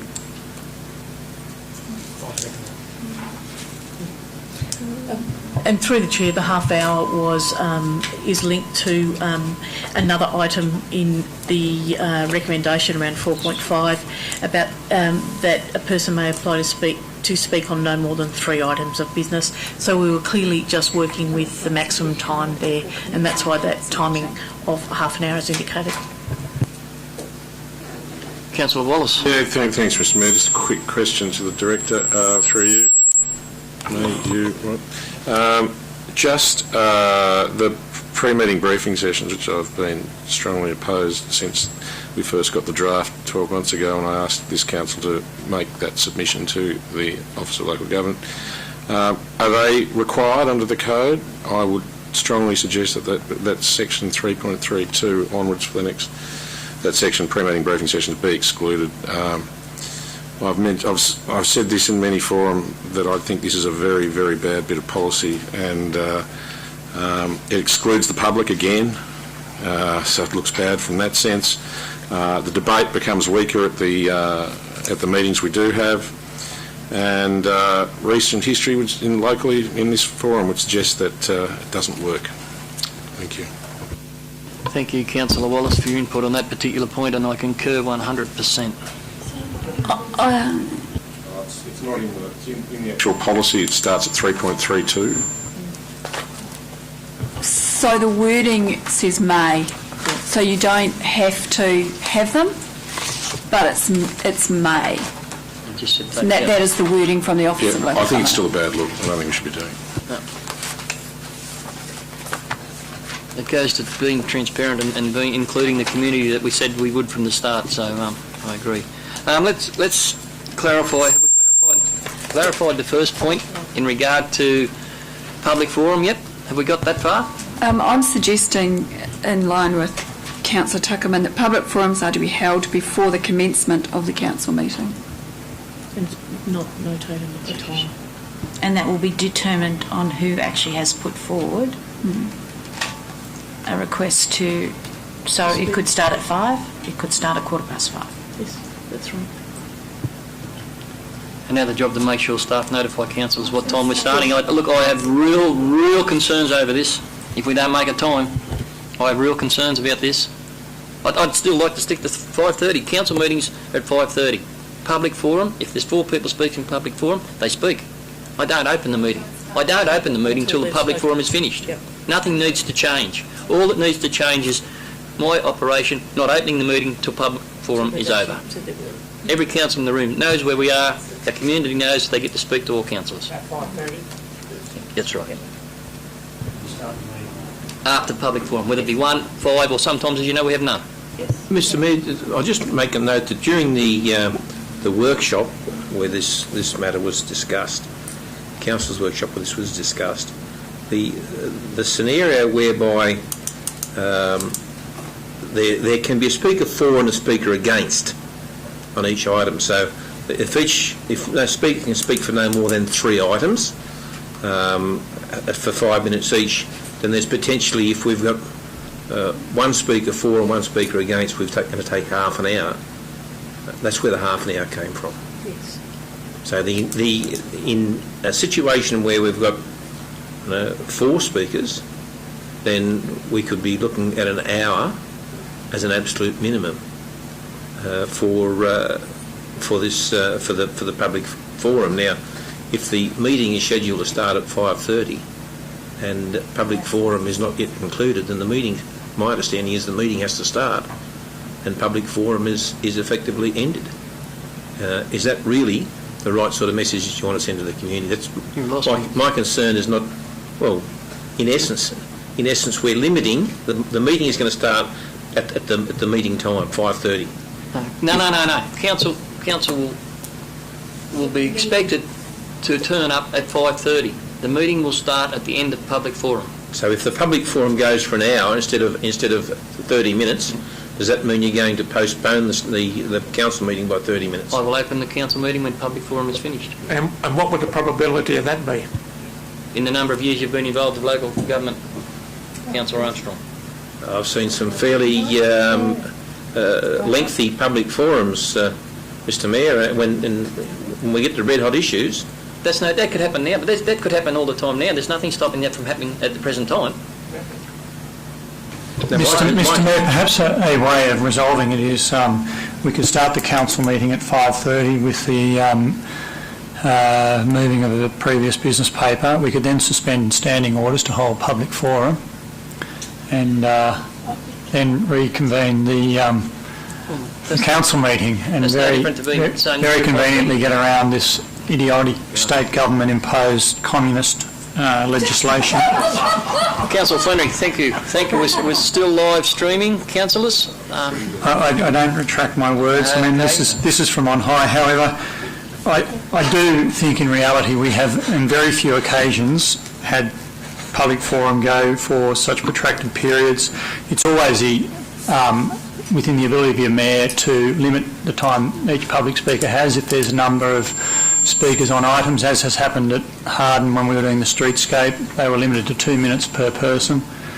And public forum can always be suspended if it's decided that it's gone long enough, but we shouldn't submit to this idiotic legislation. Okay, so have we got consensus about the starting time of our arrival being 5:30 and starting council meeting after public forum? Look, I think we just leave it as you said, and if it does go for an hour or so, be it. Councillor Tuckerman. Mr Mayor, can I please ask, is there room to, if there's an extraordinary issue to be discussed at council, that something in there says that council can determine to hold a public forum on any other day, or, for instance, the piggery. We ended up holding a day of public forum because of the issue. There were so many people. I really have a problem with restricting one speaker for one issue, for or against. That's my issue. I think if someone's got something to say, it could be very different to what someone else might say about for the issue or against the issue. I don't think, and your point's taken, but I don't think that distracts from they can speak on one part of the issue. That doesn't say someone else can't speak on the same item number. That just means they might come at it from a different angle. That might be a different part of that item that they want to speak against as opposed to the other speaker. So there's more, they can speak on the same item, just on not the same part of that item, if you understand that. How do you know that? Again, that opens grey areas, I agree. It's about managing the situation. But I'd really like to get some consensus and talk to So some other just back points. to the question, Mr Mayor, is there room in that for council to have a forum outside what we're suggesting here? Council is free to hold any type of forum that it wants. You know, just as we have community meetings, village workshops or whatever, council can hold a forum. It doesn't need to be part of the code of conduct. But we could put something else in there which says that public forums can be held at the discretion of the Mayor and General Manager or something like that. I believe we have that ability to do that. Actually, General Manager has just said Council reserves the right to allocate a separate forum time if numbers cannot be accommodated within the half hour. Where is that written? Is there? Guessing that's what we add. Or something similar. Yes, right. Okay, councillors, any other items in there that before we come out of committee? Yes, Mr Mayor, page 67. I'm just like to understand how you can, our meetings are not to go past 10 p.m, but if the business of the meeting is unfinished at 10:30 p.m, the Mayor must resolve to make a decision. Is there something I don't understand about the time? Do we fly to Queensland for an hour or something?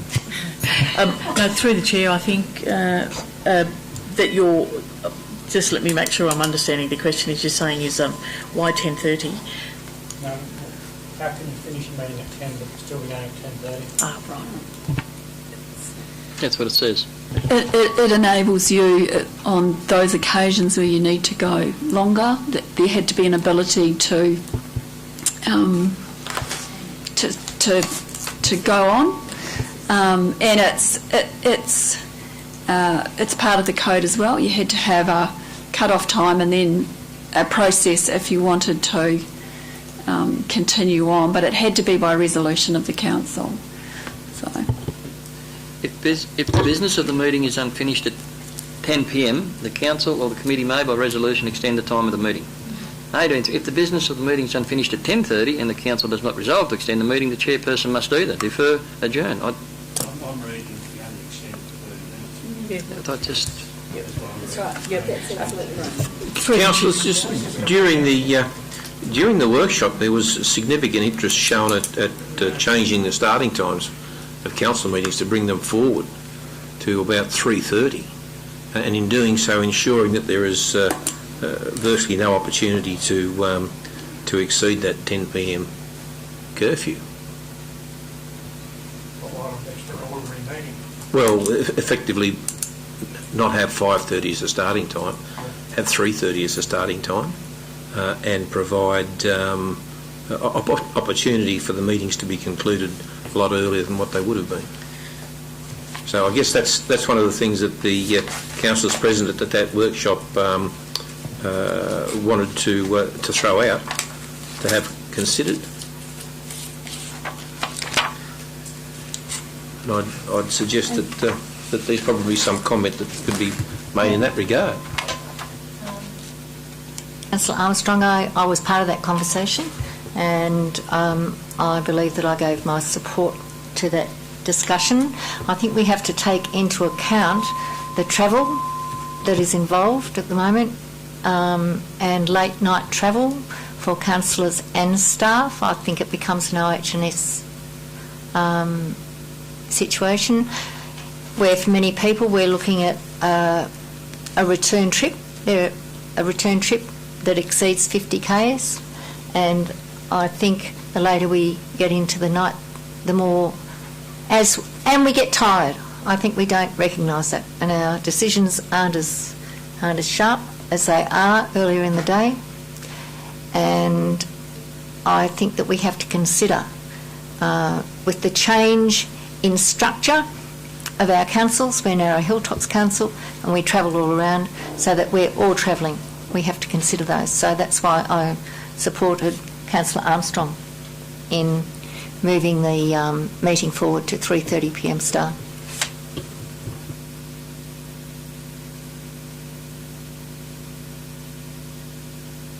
Jumped it over somewhere, but I don't remember reading that matter anywhere in there that would... About the starting time of the meetings, about the finishing time there, but is there anything there to say about the starting times? So I don't know why we're talking about it. I mentioned item 18.15.14 or 15.15. Can I just... about expulsion, I would ask that would need to be with all councillors as opposed to giving the chairman sole authority. Is that where I read it?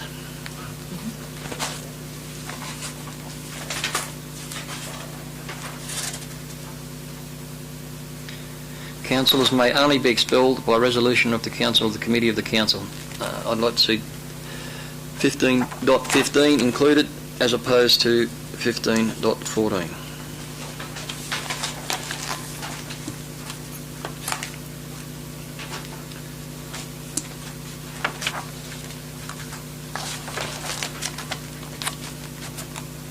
What that means is if you think a councillor needs to be expelled, you would need council consent and not the consent just of the chair. I think that's the way it should be. So 15.15, we've agreed on that part. Righto, thank you. So how are we going with it now, councillors? Any more discussion or talk about anything we want to do or change before? Just a clarification, Mr Mayor, just 11.11, that's saying that where we record the votes on planning issues, we're now on all issues we've got to record the names of... Through the chair, that is indeed what that's saying. Thus I was a bit flippant early on when I said that we have to record that, because council meetings will now get longer because we have to record every vote. We will have to. Is digital recording a record? I would have thought the digital recording is adequate record, that we don't need to duplicate the issue by manually recording. People are in the room and they either stick their hand up. That should be sufficient.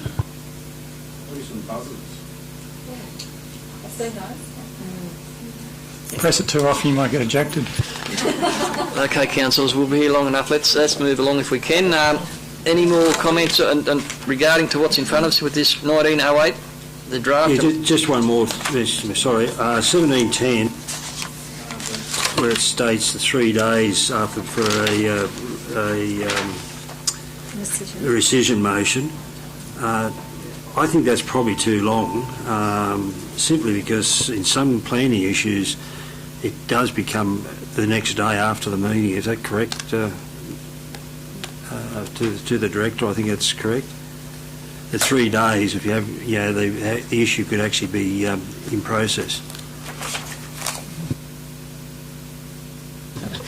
Through the chair, that's correct. The Environmental Planning and Assessment Act says that the applicant should be notified as soon as practicable after the decision is made. So if the decision is made at council, it's not unusual that the applicant is informed the next day.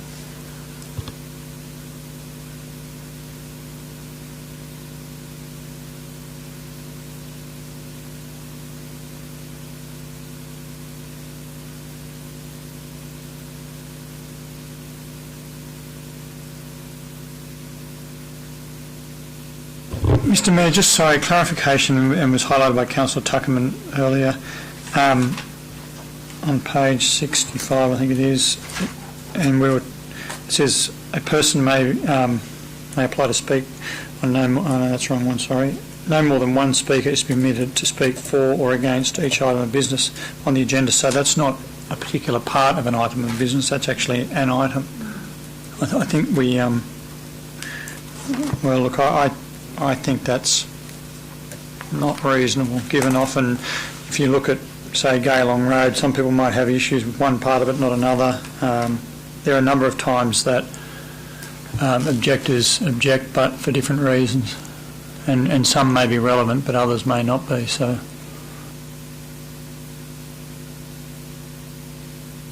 You got a number we're thinking about there? Councillor Flynn? Through the chair, yes, you do need to actually allocate a number. Well, I suggest no more than 3. Would that be plausible to everyone in the room? It could drag on, but I agree, as I said, on each item, so yeah, I'd have the thoughts about that, but if we were to put a 3 there? I'd support 3. Yep. Could you put a number of 3 and that discretion of the chairperson? Well, we can do that. Yep, that 3, I think, yeah, most of the times 3 would be plenty, I think, if you... 4.8. Very good, thank you. Okay, yep. Before we come out of committee, councillors, anything else?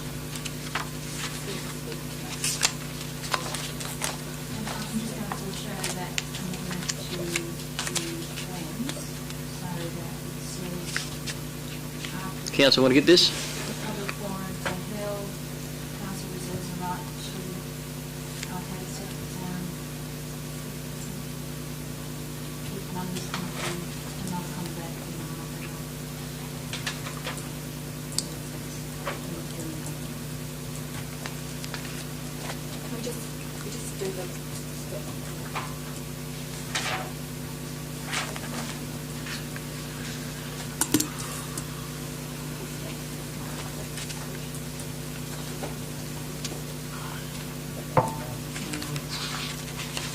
Mr Mayor, we used to have a, back in the good old days, questions without notice, and it became urgent questions without notice, and it became don't tell the councillors unless they really find out.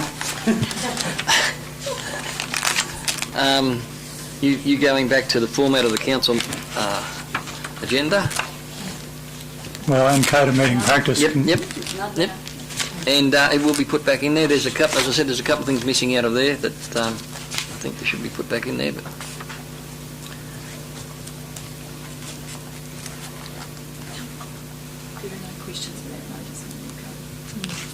this new code is going a long way towards transparency and helping councillors deal with the public. I am a bit like someone said earlier on, gobsmacked about it, but anyway. Mr Mayor, I'd just like to assure Councillor Flannery that I have asked that question, and the response was that there are no more questions without notice. Good old days or not. And through the chair, the philosophy sitting behind that is that it is a public agenda. It needs to take time to be prepared. You need due time to consider that and to apply good faith, due diligence, and for a proper purpose you actually need notice in order to consider any matter.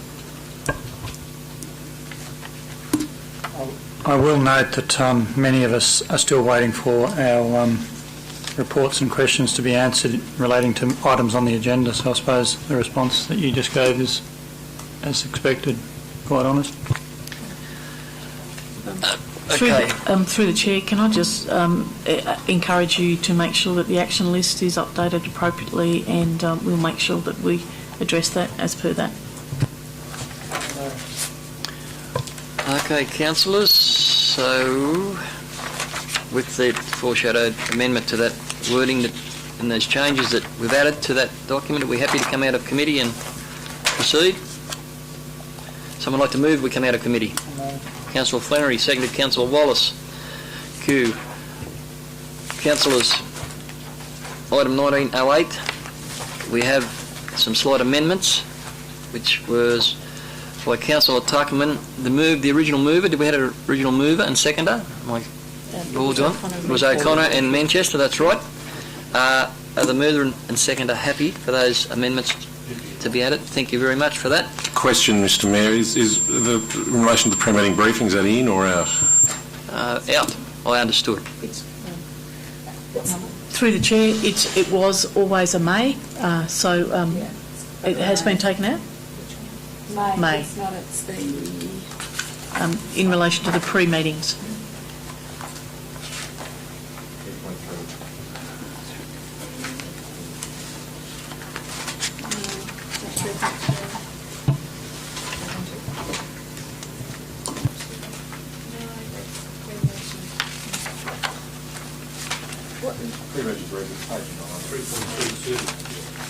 I've got the old one, the new one.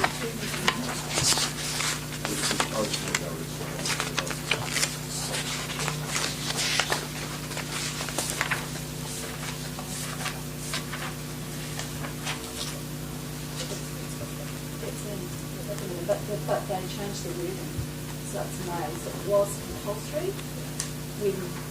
Yeah, but I'd like the whole section removed, that's my point. You can't, I was told earlier you could. I asked a question specifically about committee, that, and I was told it could be removed. No, I think you can make the decision not to do it. Yes. That's It remains, but council can say, no, we're not going to have a pre-meeting briefing.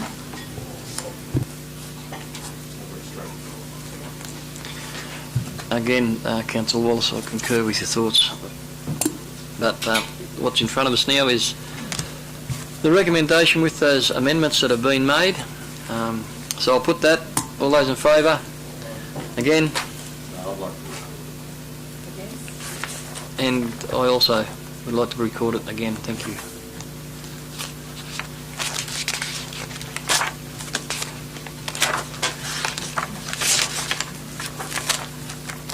Item 1909. Again, draft code of conduct policy and the recommendations there, Councillor, and the report and the draft's been distributed. Have a mover and a seconder. Mover Councillor Horton, second it was Councillor Manchester. Councillors, anyone would like to speak for the recommendation or against it, or questions, or I'll put it? All those in favour? Again?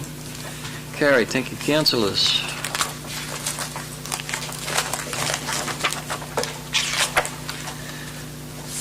I was going to speak on that last item, but given the apology that was received tonight, I won't be doing so. Now, item 1910, update on council policies. The report's there, the recommendations there. Move those, Mr Chair. Moved Councillor Manchester. Seconded Councillor Flannery. Questions or debate? If not, I'll put that. All those in favour? Again, so be it. Item 1911, Sister City and Friendship City Policy. It's there, the recommendation, the report's there, councillors. Moved Councillor O'Connor. Seconded with a comment, Mr. Seconded Councillor Wallace with comment. This didn't come to the policy committee, so let's process it. I haven't seen it.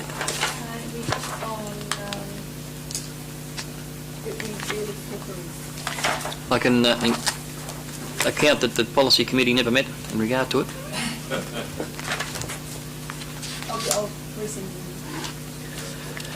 I've had it moved and seconded.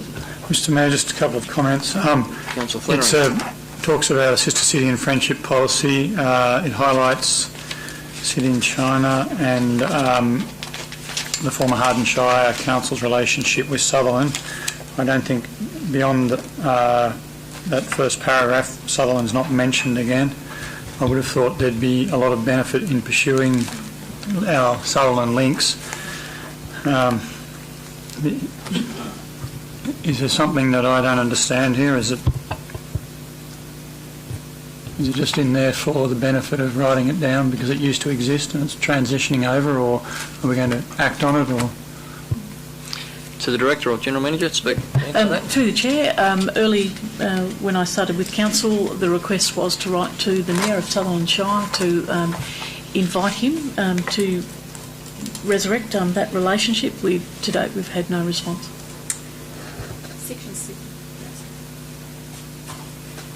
Section 7 of the policy is about inter-council friendship agreements. which would cover the Sutherland Shire. That relationship was it was probably more pertinent in the days of the pre-amalgamation, given the stewardship they provided at one stage, but then it became a very good conduit for staff to integrate with each other and swap and do secondments. And I think to the best extent that we can, we should promote that. It was certainly very helpful to the staff at Hardin Shire in that they worked in specialised areas, and likewise Sutherland staff who worked in specialised areas got a more generalised education when they came down, and they also helped with major development. I know we pay a lot of money to contractors to examine DAs and look at, and Sutherland proved to be quite a useful resource in that regard, and I think whilst we did have to pay, we're a lot cheaper than a lot of the contractors we might have otherwise used. Thank you for that, Councillor Flannery. Question, Mr Mayor. Question, Councillor Armstrong. The former Young Municipal Council and then Young Shire Council held a sister city relationship with Golden, Colorado. I'm just wondering whether we've had contact with the city manager of the city of Golden, Colorado, to see whether we've still got the sister city agreement and the letter of friendship that used to hang in their front foyer. So I wrote, or the council wrote to Lanzu, wrote to Golden, and I think there was a Japanese one from memory, and we only had a reply from Lanzu. So we didn't get a reply from Golden, Colorado. Can I also say that BOOROWA had a relationship with the Clonalty municipality in Ireland. I don't think I wrote it. And also, so the North Sydney, obviously the memorandum of understanding is still in existence, and we're just about to sign another one, so should that be listed there as well? I'm just wondering, we've got this policy now, we put it out on public exhibition, but then are we getting a document back to cement what way forward we are going to go in relation to any relationship we have? Is that what's going to happen? Yeah. Through the Chair, yes, absolutely. That's the intention, is to accept the policy position and then, take that further into a formal MOU.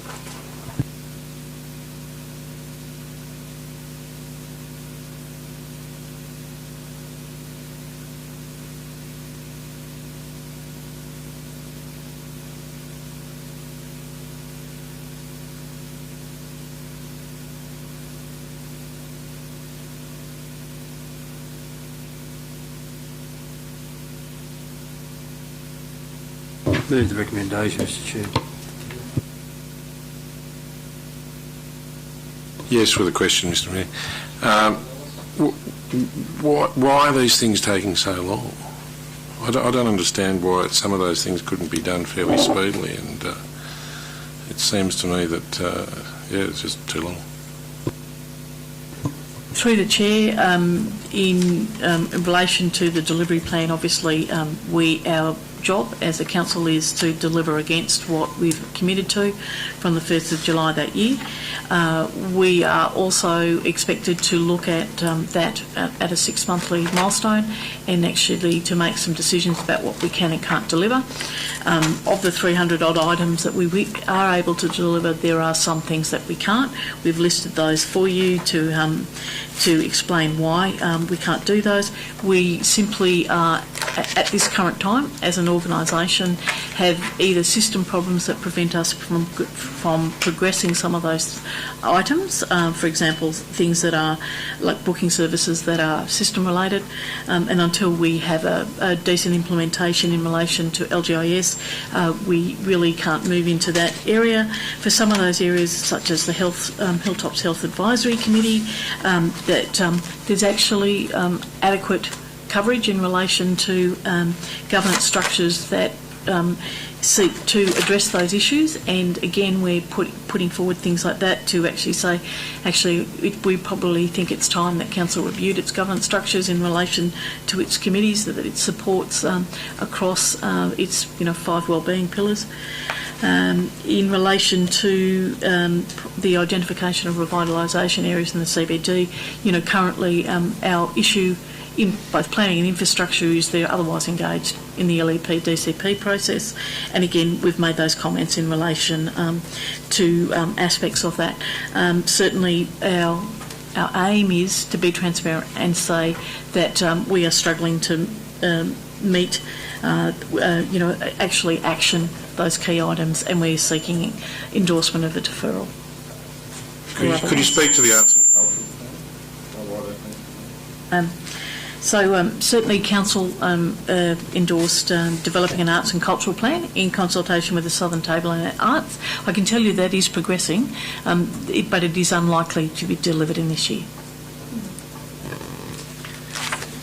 Councillor O'Connor. Sorry, this is just a point for number H, the beautification of the entry points. Now, I understand, that's based on funding. However, I think we need to go back and look at, just the cleanliness of the entry points. I had 2 Sundays in a row where I had to go to the train station. The second Sunday, I couldn't fight my way through the grass, because it's just the umbrella grass, because it's clogged up the subway. But the general tidiness is really disgraceful.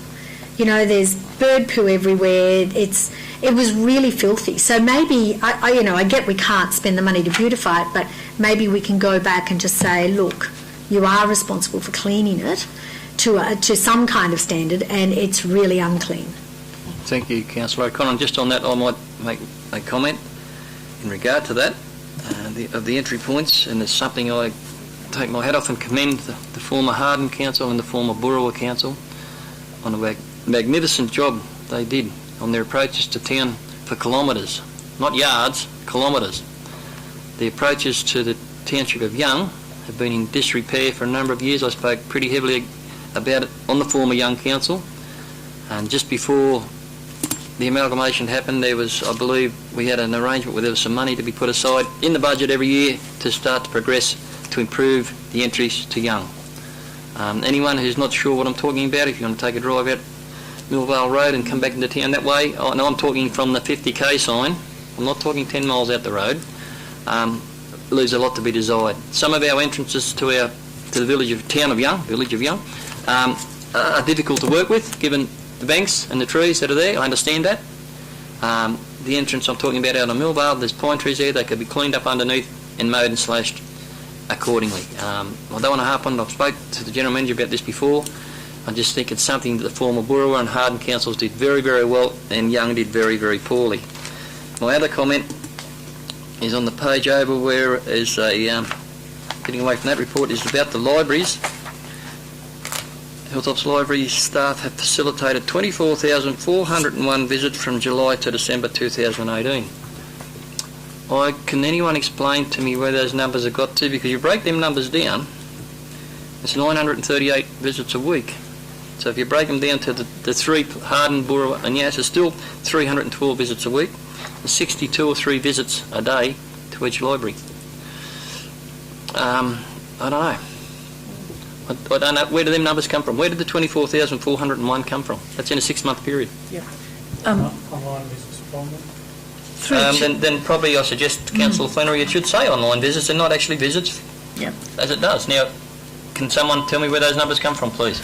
Or if it's not known? Through the Chair, I'll just defer to the Executive Director. However, libraries do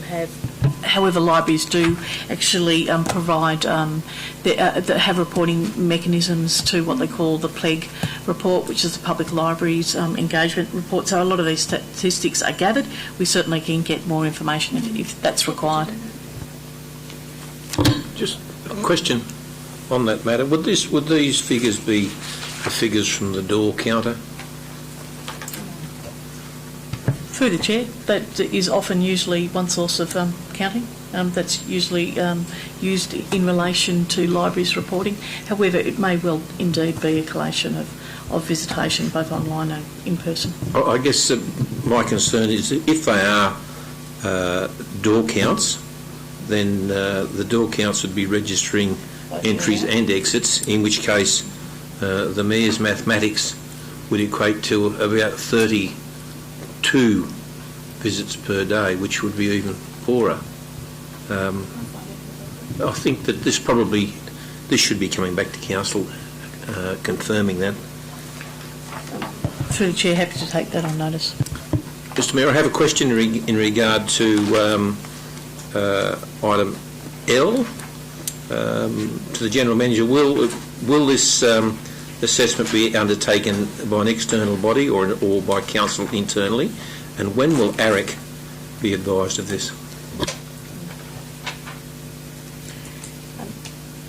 Through the Chair, certainly take on board your comments, Councillor Armstrong, as a member of the AREC, is certainly at the moment Council has just gone some way to drafting its risk tolerance and finalising its risk register. So what we're saying there is, taking a risk maturity assessment at this particular point is a bit premature. However, we can do those internally and externally and forward those to AREC, and I think it sits on your list of actions in relation to your work plan for 2019-20. I appreciate that response, but I guess the question I'm asking is, will they be undertaken either internally or externally? Through the Chair, I'll take that on notice and get back to you and confirm that to you. Thank you. Mr Mayor, just a couple of comments. Look, I commend the General Manager for moving some of these items further along if they can't be dealt with, if for no other reason than you can't make a submission to Office of Local Government if they're incomplete, so you've either got to complete them or extend them. But nonetheless, it is acknowledgement that we are, or staff are not getting through the workload, which is hardly a surprise given the amount of work that needs to be covered as part of the amalgamation. I do have concerns about the delay. So the extension's been sought to the Office of Local Government for the financial statements. When I look at the quarterly business budget review, I look at the numbers and they make me anxious. And I think sending a message to the Office of Local Government that you can't get your budget papers to them on time is not a good look. I said that in the previous Harden Shire. They immediately look at, I think it gives them cause to look at us from an audit perspective and say what's going on there. The Technology One system is obviously taking a lot of staff resources and it's costing Council a lot of money. It had want to be very good when it's finalised, because all I can see is calamity coming out of this. It just seems to me that we are not getting things done because we've got a system that's so damn complicated no one can use it. Thank you, Councillor Flannery. Through the Chair, the delays and the extensions for the financials actually, yes, indeed, some of the LGIS migration was not made simple. There were certainly some back-end issues that needed to be fixed at the front end, which certainly delayed our financial team from being able to migrate that data into that new system. But the challenge this year was that they had 3 legacy systems they had to reconcile prior to the migration of that data, and that was a physical task that took many months. What would normally be a relatively straightforward reconciliation of 1 year's worth of work was the equivalent to 3 to 4 years' work that needed to be reconciled before it could be migrated, and then when the work was ready to be migrated, there were those back-end issues that Tech One had to actually fix before they could migrate that. That was principally the issues in relation to the delays around that. Again, the Council has been audited and is awaiting the information and the reports back from that audit, and we're not expecting anything negative in relation to that. However, as always, there will be a management report that will its aim is to highlight to Council's areas which we should be focusing our attention on going forward in the next year. Thank you for that. Any other discussion or questions about a mover and a seconder? I'll put the recommendation. All those in favour? Again, so be it. Item 1913, Hilltops Cultural Community and Education Precinct Community Project Steering Committee meetings. Councillors, as a matter of information, all the minutes and notes that more notes have been taken from those steering committee meetings are there, so the whole council is aware of what's happening there. The recommendation is they receive and note those notes. Moved Councillor Horton, seconded Councillor Manchester. Thank you. Mr Mayor, I'd just like to concur with Councillor Wallace's comments earlier. I just think this is turning into a dog's breakfast. We really need to focus on what is needed for this precinct and get rid of all the other rubbish. We can't be all things to everyone.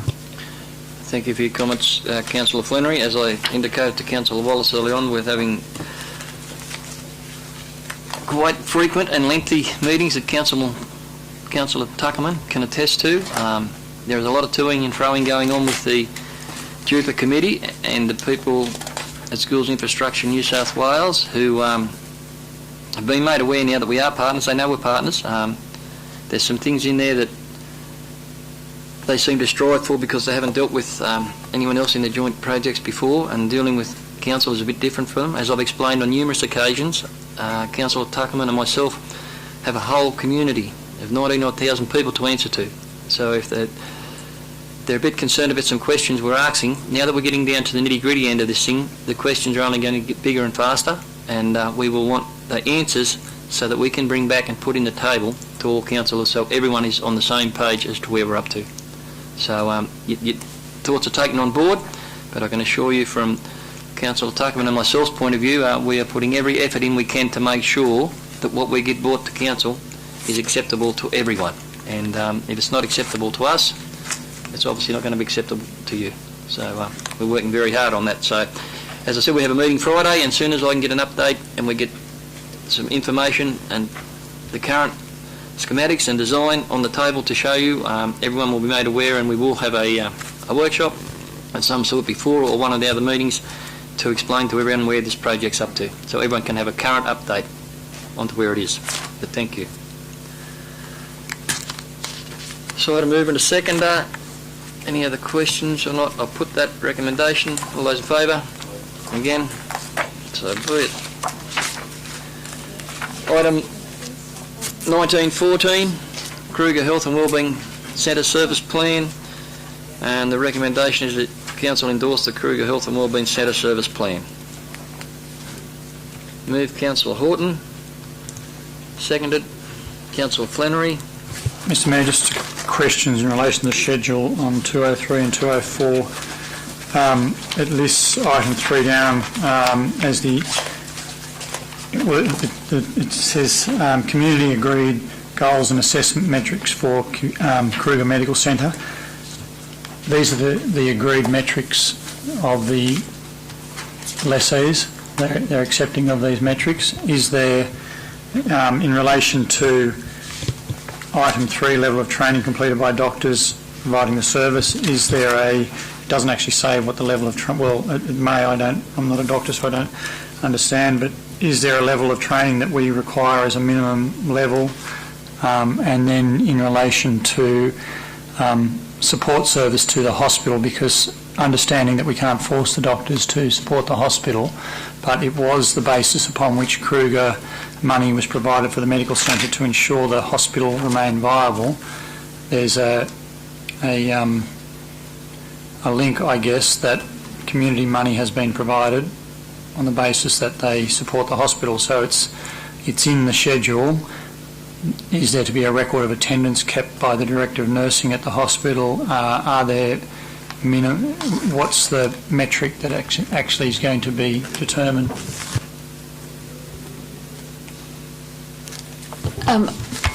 My understanding is that they will show who they have rostered as from the medical practice to the hospital. So that will be the metric. And therefore, if the hospital makes a call saying, could a doctor come and see a patient, and they let's say they don't refuse, but they're not able to attend, how will that be registered? Will it be registered?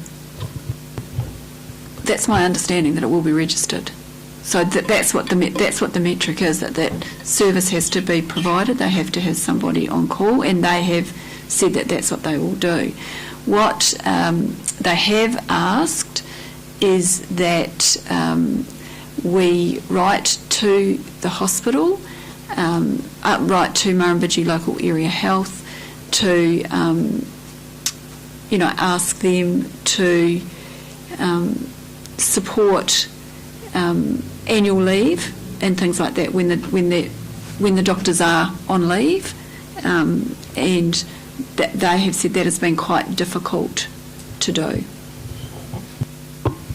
Could you explain exactly what you mean by that? So you're asking Murrumbidgee Health to provide budgetary money to go to KRUGER Medical Centre for the employment of locums. Is that what you're asking? VMO is a hospital thing. It's not, is a local area health. It's not us.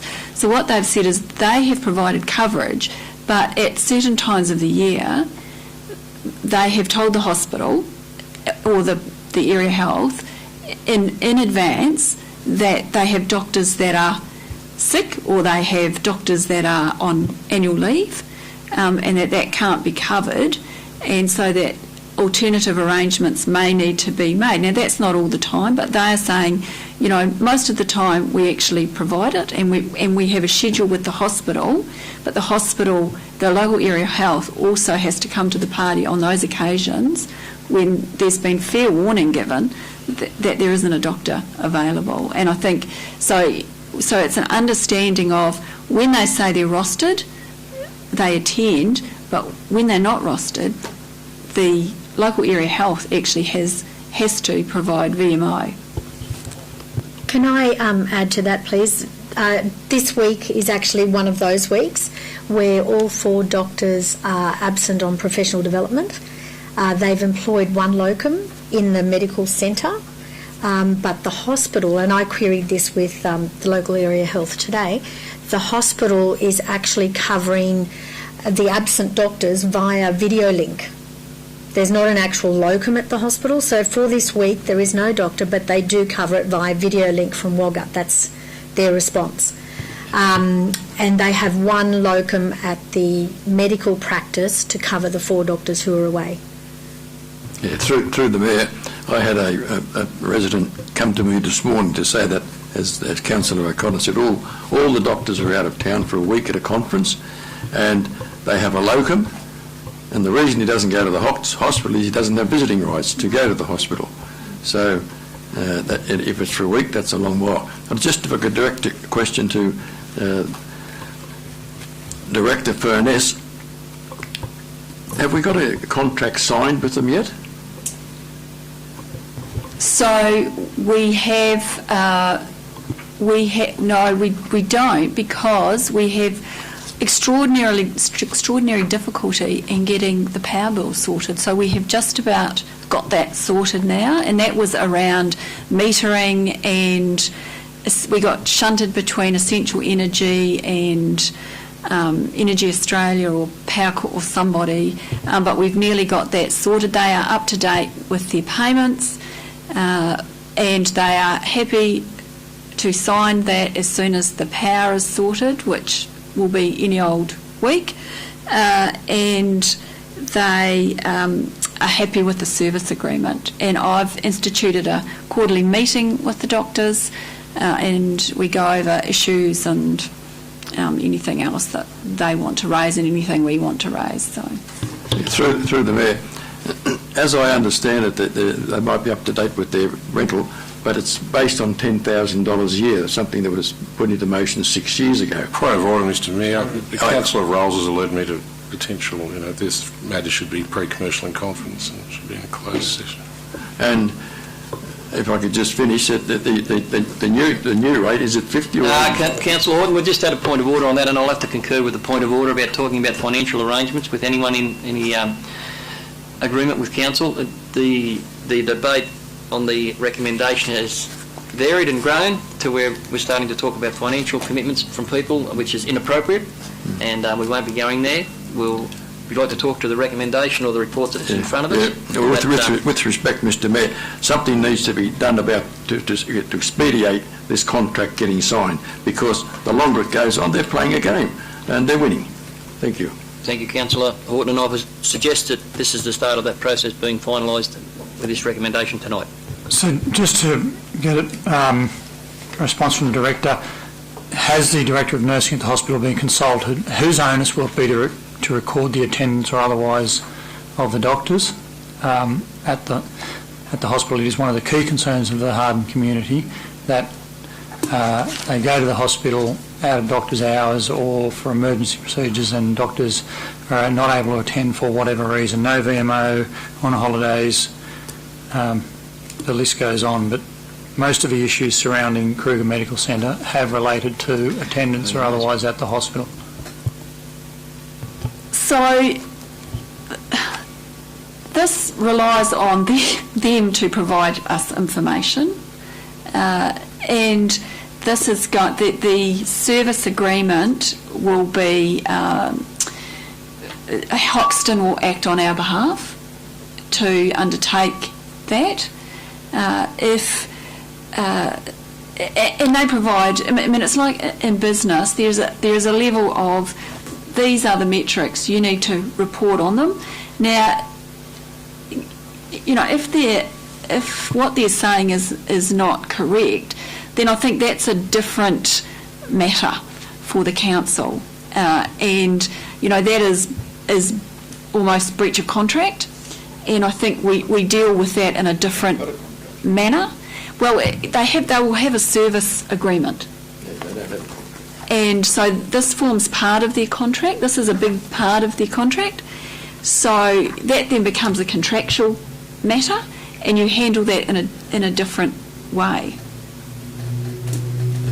Mr Mayor, this is a vastly improved position to where we were at previously, albeit it's not signed, but I don't see hard metrics that will ensure service levels are guaranteed, and I don't see what recourse there is from council should they not be met, because it's, if the response is the doctors were on leave or that they were at training or whatever, you've just got to accept the answer. It doesn't actually provide a minimum level of hours that must be provided or a minimum number of weeks. Well, that's beyond our control. We can only have things in the service level agreement that we can control. We don't control VMO, and the contract at the moment is very loose on the whole issue of VMO. So I have to work with what I've got. What we can influence under that contract is the service agreement, which is what we have here, and we can do everything we can to actually engage and advocate with the local health district, the Murrumbidgee local health district, to say we do not believe that that level of service in terms of getting video linked to WAGA is actually satisfactory, and that's what we can do. But it would be unreasonable for us to, and we can't do it, to say that they have to provide service every week when they do need to do professional development. That's part of them getting their fellowships to the Royal College of General Practitioners. So there are certain things that we can influence, there are certain things we can't under the contract. If they don't fulfil their obligations under the service agreement, then there are remedies that council can take. But this is the mechanism you do that through.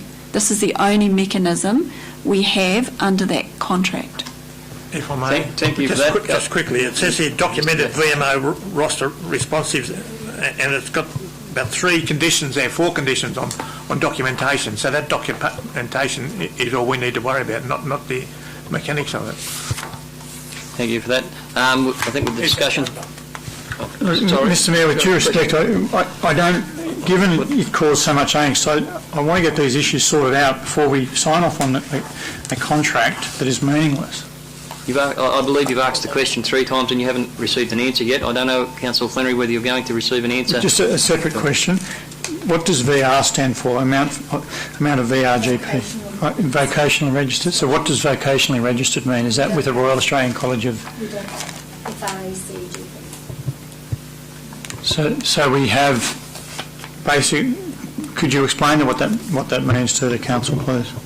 So a VR GP is a person that is qualified to be a GP, but they are not a fellow, and they are working towards that. So they are vocationally registered. They have a Medicare provider number, and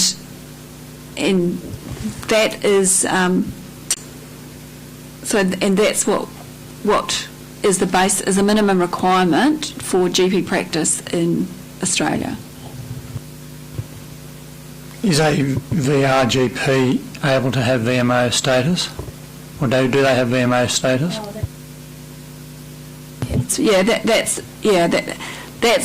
I can't give you the ins and outs of that. That is an individual thing that the local area health has to determine, and that's on a whole raft of things, which I don't know the ins and outs of, but VMO is between the doctors and the hospital. I can actually add to that a little bit. So each doctor asking for VMO rights goes to Murrumbidgee Local Health, who assesses their capabilities, and all the VMO rights are actually different. So the 4 doctors don't necessarily have the same VMO rights. Some may have less, some may have more, dependent on their skills and their years of experience. And that's actually nothing that we can do. That's between local health, Murrumbidgee Local Health, and the doctors. Yeah. And it's totally confidential. We tried to get those figures a couple of years ago. We weren't allowed to. Yeah, Mr Mayor, if I could just add to that, the exams they do, until they qualify with these exams, they have to have a manager, which is Dr Cecile Islam. And when Dr Islam came here, his manager was the guy from Young here, Dr House. I understand that if they don't have these qualifications, they can't have visiting medical VMO rights to the hospital because Murrumbidgee Health won't allow it. That's as I understand it. But until such time as they pass the exams, they can't probably get a job anywhere else because they're under Dr Islam. He's the manager for them. He could say, well, I'm going to take you from home, you can go up to my practice in Windsor if he wanted to do that. He's their manager. Once they pass that exam, they can go wherever they like. So that's the situation. Thank you, Councillor Horton, for that input. So I've had a mover and a seconder. I'm going to put the recommendation. All those in favour? Again, it's carried. Thank you, councillors. Item 1915, Blackguard Gully Stronger Communities Fund Project. The report's there. There's diagrams, I think, sent out to everyone. The recommendations there. Move the recommendations. Moved, Councillor Manchester. Seconded, Councillor Horton. Question, Councillor Walker. why haven't we got a plan of this, a draft plan or something? We do. We have It's on the workshop the other day. Attachment. On there? Through the chair, councillor, it's just that the attachments were so large. They were taking up so much space in the agenda, which was already some 900 odd pages long. We separated them. Through the chair, there is a hard copy available if you'd like to have a look at that now. Okay, so I've got a mover and a seconder. All those in favour? Again?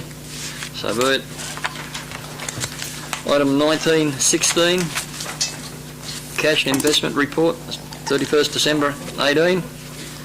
Recommendation that Council receive Statement of Cash and Investments as of 31st to 18. Moved, Councillor Horton. Question? I haven't got a second. Anyone second? Seconded Councillor I'll second it with a Manchester. question. Oh, sorry? Second it with a Councillor question, Armstrong, sorry. seconded with a question. Councillor Armstrong. Yes, just in regard to the risk, as a member of ARIC, I'm particularly concerned with the council's risk, and the risk assessments that have been carried out on the investments at Auswide Bank and Bank of Queensland, they show us a P2 and an NR. Now, I've just done some checking up, and P2 was not a Standard & Poor's rating, so I'd like some information on why it's P2. And Bank of Queensland actually does have a Standard & Poor's rating of A2. I'm just wondering why it's noted as non-rated, or NR, in both of those reports. Through the Chair, I'll just ask the Chief Financial Officer if she could answer that question for us. The P2 rating, I think, is... I'm just trying to remember. I had a very long discussion with an investment person who said that S&P ratings are only available to and used by larger organisations because they cost so much to maintain. And the P2 rating, sorry, Greg, can I give you some more detail when I go back through the notes that I wrote when I spoke to the investment advisor, and we'll correct the Bank of Queensland rating. We've obviously missed it. My concern is that I would just want to make sure that in terms of the percentages, that we aren't, council's not necessarily outside any of its limits that may be set from time to time in regards to the quality of investments. So if we can just find out why Auswide Bank is a P2, given that I've just checked the Standard & Poor's ratings and they don't have a P2 in there. Through the Chair, I think you'll find that the P2 and the NR might indeed be Moody's ratings, not S&P. So certainly get some more information back. Moody's. Thank you for that. So that was the... I've had a mover and a seconder. Any other questions in relation to the report? If not, I'll put the recommendation. All those in favour? Again, so be it. 1917, Cash and Investment Report as of 31st January 2019. Move that, Mr Chair. Moved Councillor Manchester, seconded Councillor Horton. Questions or debate? Mr Mayor, just a question in relation to cash investments. Could the Director please just inform us, most of these cash, or a significant portion of these cash investments are restricted funds. The interest from the restricted funds, where does that get attributed to? Through the Chair, I'll defer to the CFO. It depends on the conditions of the restricted funding. So with regard to some of the grant funding, it's added to the grant funding to allow for that. Water fund, sewer fund, get the interest applied to those funds. It depends on the grant conditions. So the interest gets attributed back to either an internally or externally restricted fund. It gets credited to those accounts. It doesn't always get attributed to the internally restricted funds, but it definitely gets attributed to the externally restricted funds. Should it be returned to the internally restricted funds as well? Do we have a policy on that? No, but we will bring that to you next month. We were to have it this month, but with the statement stuff, we haven't been able to get it. So what we need to do is review all of our reserves and determine whether they're still required and the conditions around those reserves. I look forward to that. Thank you. Thank you for that. I believe Council actually asked for a list of all those reserves previously. I don't know whether they've been delivered to councillors yet, but we look forward to that happening. So, councillors, I've had a mover and a second for the recommendation. I'll put it. All those in favour? Again, so be it. Thank you. Item 1918, the quarterly budget review statement. And the reports there, councillors, and the recommendations receive and note. Move Councillor Horton. Seconded Councillor Manchester. Thank you. Been busy tonight. Well done. Any questions in regard If not, I'll put that. Mr Mayor, it just strikes me as Question, Councillor Flannery? either very fortuitous or perhaps rounding's been very good to have a variation from the budget of only $10,000 in an organisation this size is either very well done or we're not quite sure what's going on. Yeah, was it a question directed to someone, Councillor Flannery, or just a comment? How thorough is the analysis that we've only got a $10,000 variation in our budget? Through the Chair,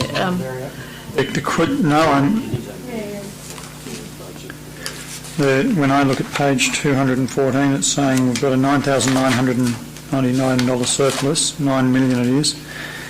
The December budget review is the same in the next column. I just find it hard to believe. through the Chair, would the CFO like to make any comments? I would. The table in the report actually has an error in it, Tony. The surplus is actually 10,053 of 10,000. The table, the September QBR figure it came straight from the previous report, which was adjusted by two figures. So the surplus is actually 50,000 higher. That table is incorrect, and the attachment includes the correct figures.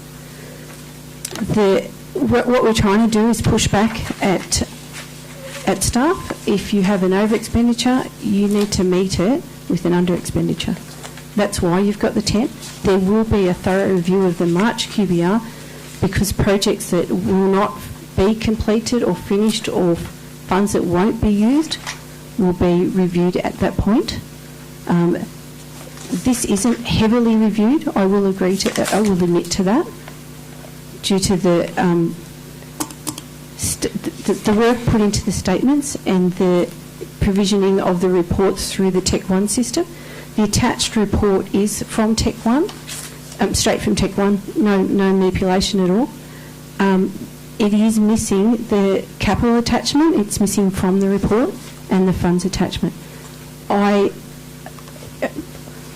beg your indulgence to bring that back to you next month. I've only just reviewed it now, unfortunately, and those are missing. So the only vote that I'm aware of that it was needed was brought up at a council meeting, $10,000 for the Maringo playground. Thank you, Mr Mayor. Thank you, Councillor Flannery. Any other questions in regard to the report, Councillor Armstrong? Can I just get some clarification? That those items will be coming back to next month's council meeting. So are you looking for those items to be received at next month's council meeting and approved or noted? Just noted. There'll be additional information to what you already have. I really would like. I'd like to see the adoption of the additional money to Maringo. The other is giving you additional. The capital sheet includes that $10,000 to Maringo. Mr Mayor, I'm happy to do it either way. I think that the General Manager's mentioned earlier on that we've got plenty of money in the budget for the Councillor's professional development. I'd like to see that budget reduced by $10,000 and $10,000 used to fund the playground equipment at Maringo. I would also like to see it reduced by a further $5,000 to fund the Blaze Aid program and $2,500 to fund the Sister City funds. The BOOROWA. BOOROWA LANDCARE, yes, so it's my mistake. Thank you for that correction. And I'd like to foreshadow a motion along those lines. Yes, Councillor Armstrong, that's okay, because I'm just getting away from the recommendation that's there with this report. I understand what you're saying behind it, but it's probably a completely different motion altogether as relating to this report. I'll take guidance on that. Given that the report won't be complete till next month, I believe that we probably review the report next month. Just clarification, Mr Mayor, so perhaps we should be postponing any further discussion, well, I'm willing to second Councillor Armstrong's motion, but advice from the General Manager or the Director, should we therefore be postponing this review until next month with due consideration of those recommendations? Well, I also would like to add, I think we need some more workshopping on where we're at with our budget. It leaves me uneasy to see the changes that we agreed in the September budget review without any thorough explanatory notes and a projection as to where we're heading. But that aside, I'd like to second Councillor Armstrong's foreshadowed motion, but seek guidance on the best way forward. Through the Chair, may I recommend, you have some actions here. Receive and note the December quarterly budget review. I see, listening to the debate, there's some doubt as to whether you feel comfortable with adopting any of the budget recommendations within that report. However, you have a motion that could be foreshadowed that could be added to the receive and note the December quarterly budget review, because you are indeed reviewing the quarterly budget. And it is timely that you actually, if you have further variations, that you actually include those in Part B or C of that motion, and indeed form part of that quarterly budget review if you are happy with that. I'm happy if the moving the amendment's happy. I've got a foreshadowed amendment there from Councillor Armstrong and seconded by Councillor Flannery. Could I have a bit more clarity from, I'm pretty sure for myself and other councillors, as to how that might read and what it looks like, so we know what we're looking at, please? That council receive and note the quarterly budget review and reduce the vote for councillors' professional development by the following amounts: $5,000 to fund Blaze Aid, $2,500 to fund the BOOROWA. Sorry, that was the BOOROWA LANDCARE, and $10,000 to fund playground equipment at Moringa.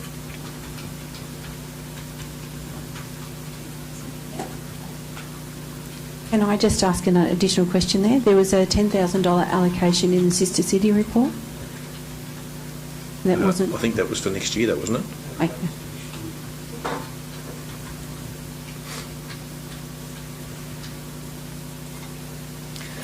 Okay, councillors.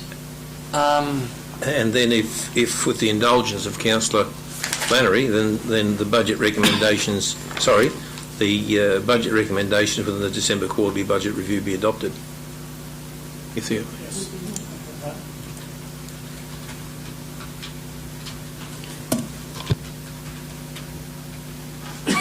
Now, I'll just seek, with Council's indulgence, the confirmation from the CFO that those adjustments will effectively bring the budget review back to a nil change. That's correct? That's correct. Thank you.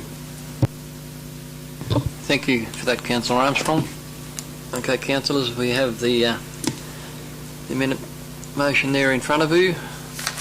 I'm going to speak against that. If not, I'll put that to council. All those in favour? Sorry? Sorry. Councillor Rolls. Mr Mayor, I'd like to speak against that motion. I think we're being very short-sighted in not making sure or depleting all the time the fund that is there for ongoing professional training. I'm not sure of the reason. I'm not sure if it's because councillors feel that they don't need it or councillors feel that they haven't got the time to do it. But can I suggest that in every profession, ongoing professional training is becoming a much more important part of your responsibility and your role. And for us as councillors, I feel that it is very important. My concern is if it's going to be depleted by this much this time, every time we need some more money, where's the money going to come from?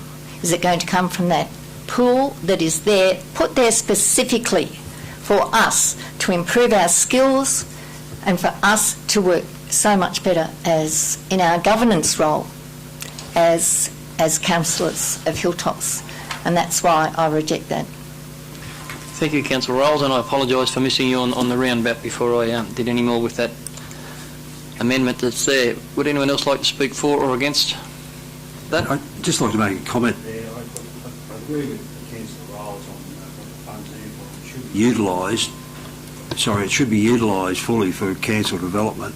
But if we got those sort of funds available there at this stage, with only a couple of months to go, I don't believe that we would spend that on council development at this stage. I can't see anything wrong with what Councillor Armstrong's suggesting here. I believe the funds should be there, and we should make sure that there is plenty of funds there for council development. But at this stage, with only 2 to 3 months left, 3 months left of this financial year, there's no way in the world would we spend that on council development. Thank you, Councillor Manchester. I hope there's 4 months left. Yeah, can I speak against it too? Thanks, Mr Mayor. Councillor Wallace. Yeah, look, I concur with Councillor Rolls. I think to set this precedent is dangerous, and it shouldn't be done. There must be $100,000 nearly from last financial year that could be put towards these bits of money, and that money needs to be found rather than setting us up to lower this figure and as Councillor Rolls said, to siphon money out of it every year. I think it's a bad policy to set. Thank you, Councillor Wallace. I'd like to speak for the motion, Mr Mayor, as a seconder.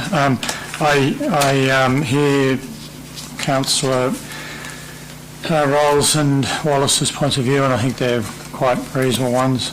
It's a pity we didn't know, and perhaps I didn't read the budget papers thoroughly enough, that there was $100,000 in the councillor education program until this Australian Institute of Company Directors course came up. Perhaps, once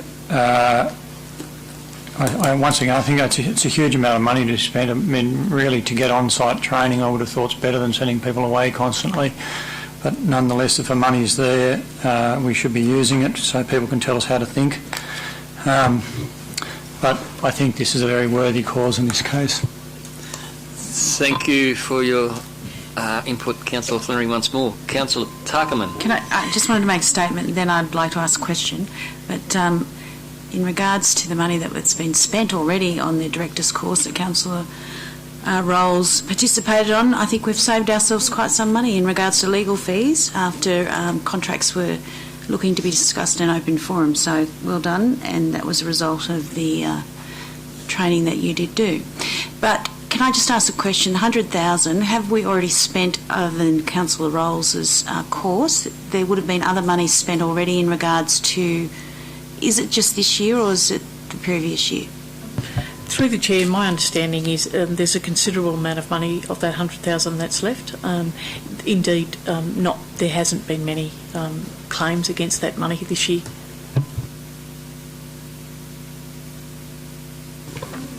Okay, so we've spoke for and against. Would the mover like to write a reply before I put that? Councillor Armstrong was the mover. Excuse me, Mr Not Mayor. the amendment. The amendment was moved by Councillor Armstrong and seconded by Councillor Flannery. I may have missed a point of order, but I'm not missing everything. Yep. Can I foreshadow an addition to it? You can foreshadow something? Or an amendment to it? That if that money is taken out of the professional development budget, it is only for this year, like till the end of this financial year, and that it doesn't become, a fallback every time we need extra money. Okay. Through the Chair, it is an operational amount that's voted within the budget. So you get to review that budget this year as it's going forward. You have a good understanding of what that budget was this year, and you can take that forward this year to the next year. I agree, it's just about being careful. Would the mover and seconder of the amendment consider Councillor O'Connor's slight amendment being added to it? I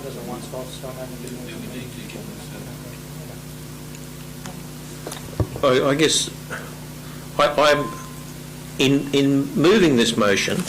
I'm not suggesting by any means that that the councillors' CPD funds becomes a hollow log to fund other things. I believe that when we're staring down the barrel of a $7.7 million deficit before capital, that we have to exercise some restraint, because at the end of the day, the money that we have in the bank will be spent doing our capital works, and we won't be getting $1 million a year interest off it. I think that there is little opportunity for us to spend. The General Manager has indicated that there is the vast majority, that $100,000 was left earlier on in an item, that there is little opportunity for us to spend the vast majority of that money between now and the end of the financial year, and that these other amounts were largely unfunded, adopted by Council but unfunded.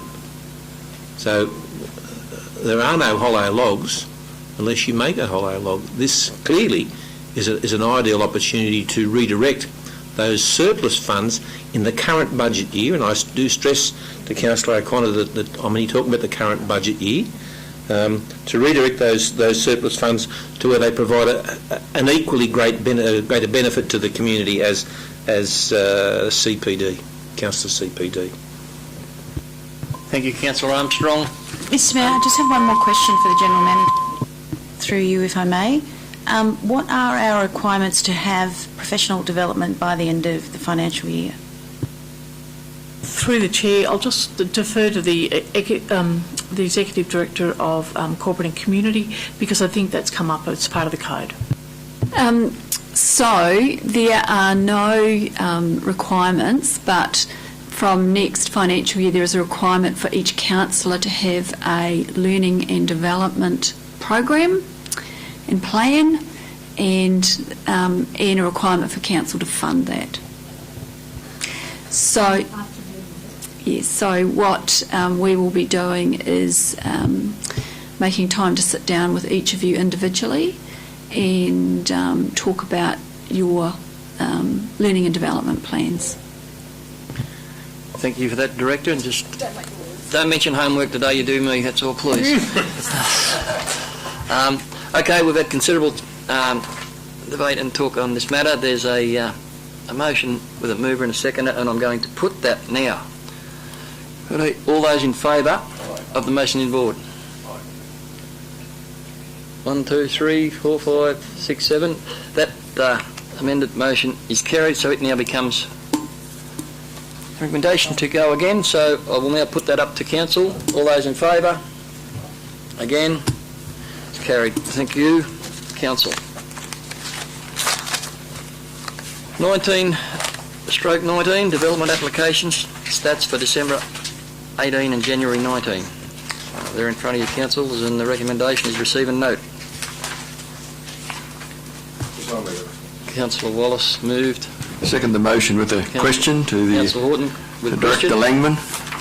I had a gentleman who has a DA in Woodhead, the name T2018021, and he was under the impression that it would become before Council tonight.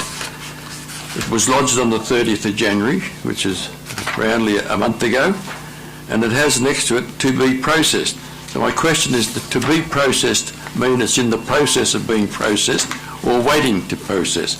And if so, why has it taken a month to act on it? Through the Chair, if I may, this report is as at 31st of January. Yes. So when it was lodged on the 30th of January, it had been in for 1 day and was therefore still in processing. I didn't follow that. So through the Mayor, I'll ask the Director to answer the question once again for Councillor Horton's benefit. Yep, please. So through the Mayor, this report that's before you is the development application statistics as at the 31st of January. So we're now at the 22nd of February, which is a month later, but as at the date that this report is put before you, that development application had been in for 1 day. Yeah, okay, thank you. Thank you for that, Director. Any other questions in regard to the report? If not, I'll put it. All those in favour? Again, so be it. Thank you. Takes me over to, with 1920 we've dealt with. Take a little skip over. Item 1921, councillors, which was dealt with at a previous meeting, but because of technicalities, the word I'll use, I have it here in front of me. It's been handed to me. In regard to this item, the reason we need a reason for refusal under Clause 100 of the Environmental Planning and Assessment Regulation. And if I'm correct, is this the recommendation that's been put to me to put the councillors? Has all councillors got copies of those? No, No, just yourself. Through the chair, we have actually put that on the screen already for councillors' benefit. Thank you for that very much. So that's the reasoning behind this, councillors, and there's the recommendation there. So through the chair, the recommendation is picking up that you've already made a decision on this matter in the previous meeting, and you're acknowledging that resolution that you made on the 12th of December.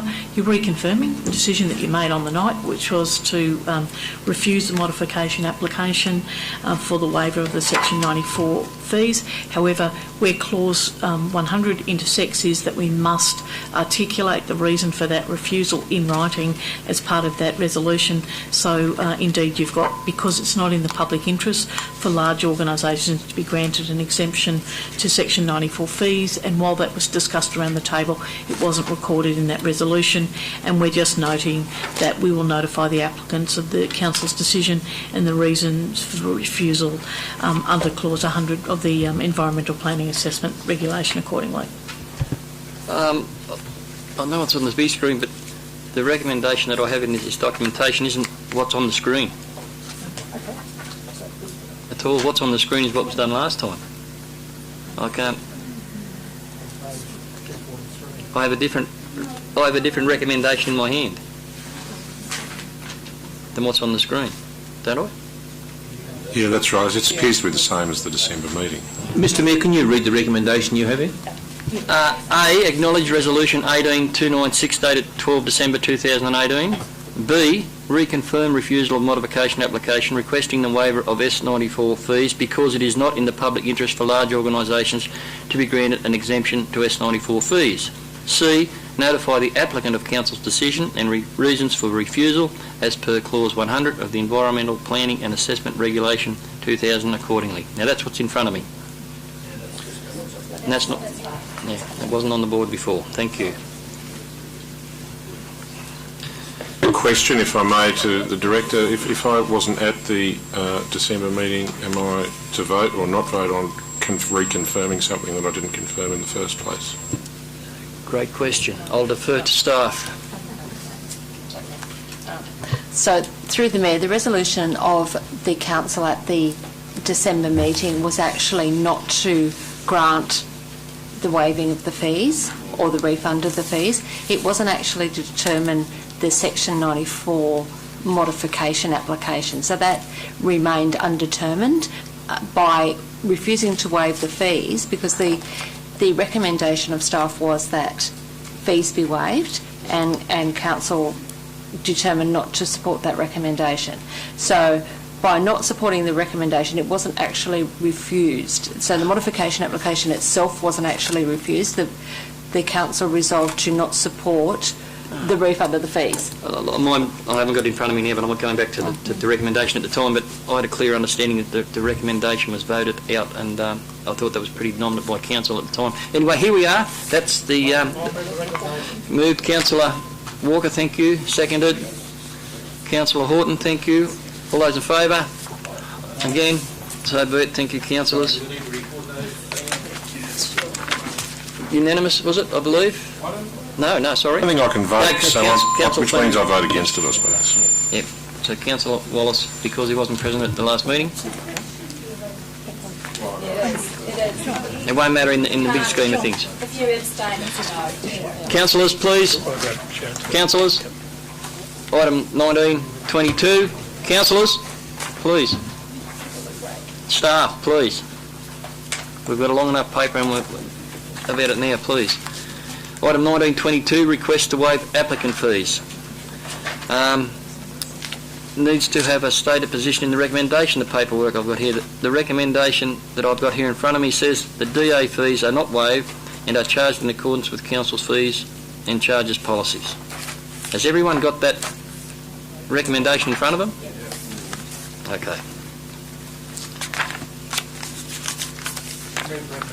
Move Councillor Walker. Second to Councillor Manchester.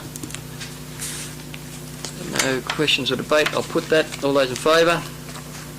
Again? So be it. Thank you.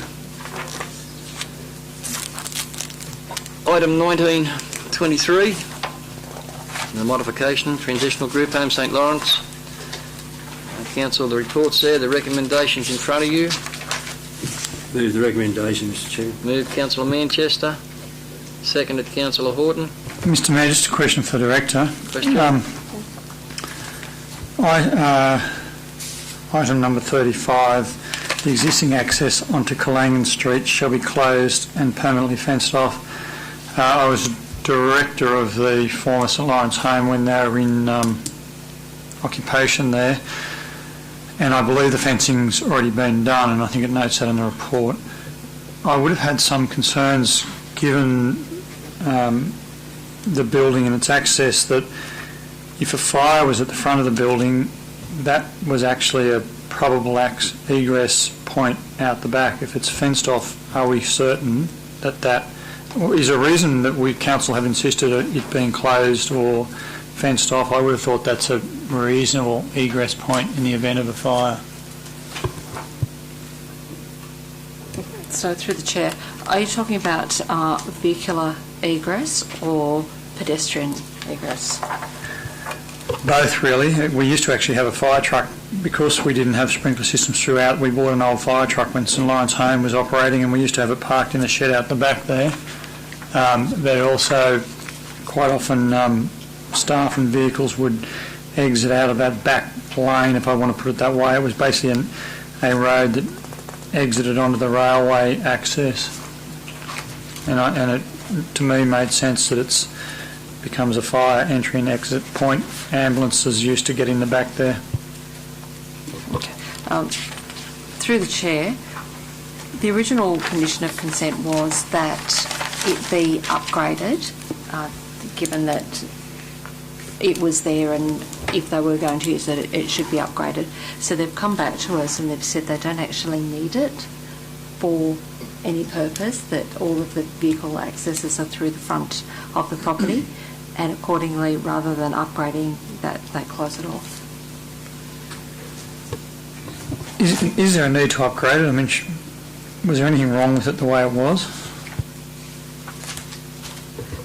Through the chair, council's policy is where accesses are substandard and there's a development application in, that we take that opportunity to get those accesses upgraded. In this instance, it was determined that that access wasn't up to standard and therefore should be either upgraded or closed off. Thank you for that, Director. So, we have the mover and seconder of the recommendation. Any other questions? If there not, I'll put the matter. All those in favour? Again? Thank you. So be it. Show of hands, Mr. Chair. Show of hands, unanimous, I believe it was the call. No. Unanimous. Thank you, councillors. Item 1924 relates to a DA for a dwelling on 18 JASPRIZZA Lane. Move the recommendation. It's moved by Councillor Walker, seconded by Councillor Wallace. Any questions or debate on the matter? If not, I'll put the matter. All those in favour? Again, unanimous. Item 1925, JUGIONG Business Area Landscape Master Plan. The recommendation is there, Council. Moved Councillor Horton, seconded Councillor Rolls. Questions or discussion? If not, I'll put it. All those in favour? Aye. So be it. Item 1926 is very similar. GALONG Village Landscape Master Plan. The recommendations there. Moved Councillor O'Connor, seconded Councillor Manchester, thank you. Mr Mayor, question for the Question, Councillor Flannery. Should the DA for Sabelco be approved and the number of trucks reduced going through Galong, what implication will that have for VPA funds, which may be used to pay for any loan amounts that are used as part of this landscape master plan? Because I think we need to be aware of that before we make any decisions, and I guess there's an implication here that this upgrade will be funded through Sabelco money one way or the other. The other question I might have is an email, or I can't remember, but there was correspondence sent around in January noting funds in the VPA, and from the way I read it, my understanding is 2/3 of the VPA money goes to the road, basically road funding, and 1/3 goes to Galong Village, for want of a better way of putting it. The amounts were clearly shown the other way around in that email, and I think they've been tabled at Galong Progress Association meetings, so that needs to be formally corrected. So through the Mayor, they were the figures that were presented to the VPA community or the VPA committee meeting, and they will be amended in the next set of minutes when the minutes go back to that committee for adoption. In relation to the VPA funds, should Galong Road be approved, that's the opportunity to go back and renegotiate those funds, and Sabelco, as the applicant, have indicated that they're willing to negotiate with council in relation to those funds. Just on that, Madam. Does that answer what you're asking? My understanding that the organisation was sold, so I'd imagine all VPAs would have to be renegotiated with the new operators. Would that be correct? No. So the current VPA would stay in place.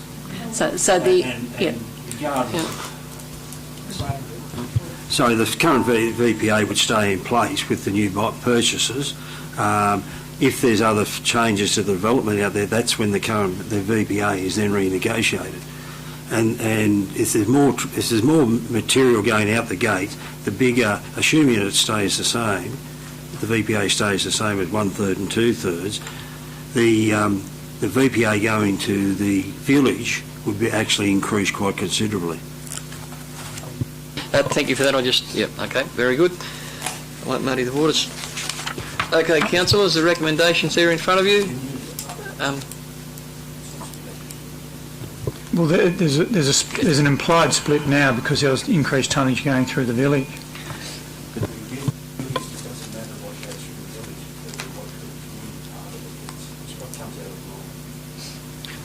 Thank you, Councillor Manchester, for that clarification. If there's any other questions or debate in regard to the matter, if not, I'll put the recommendation. All those in favour?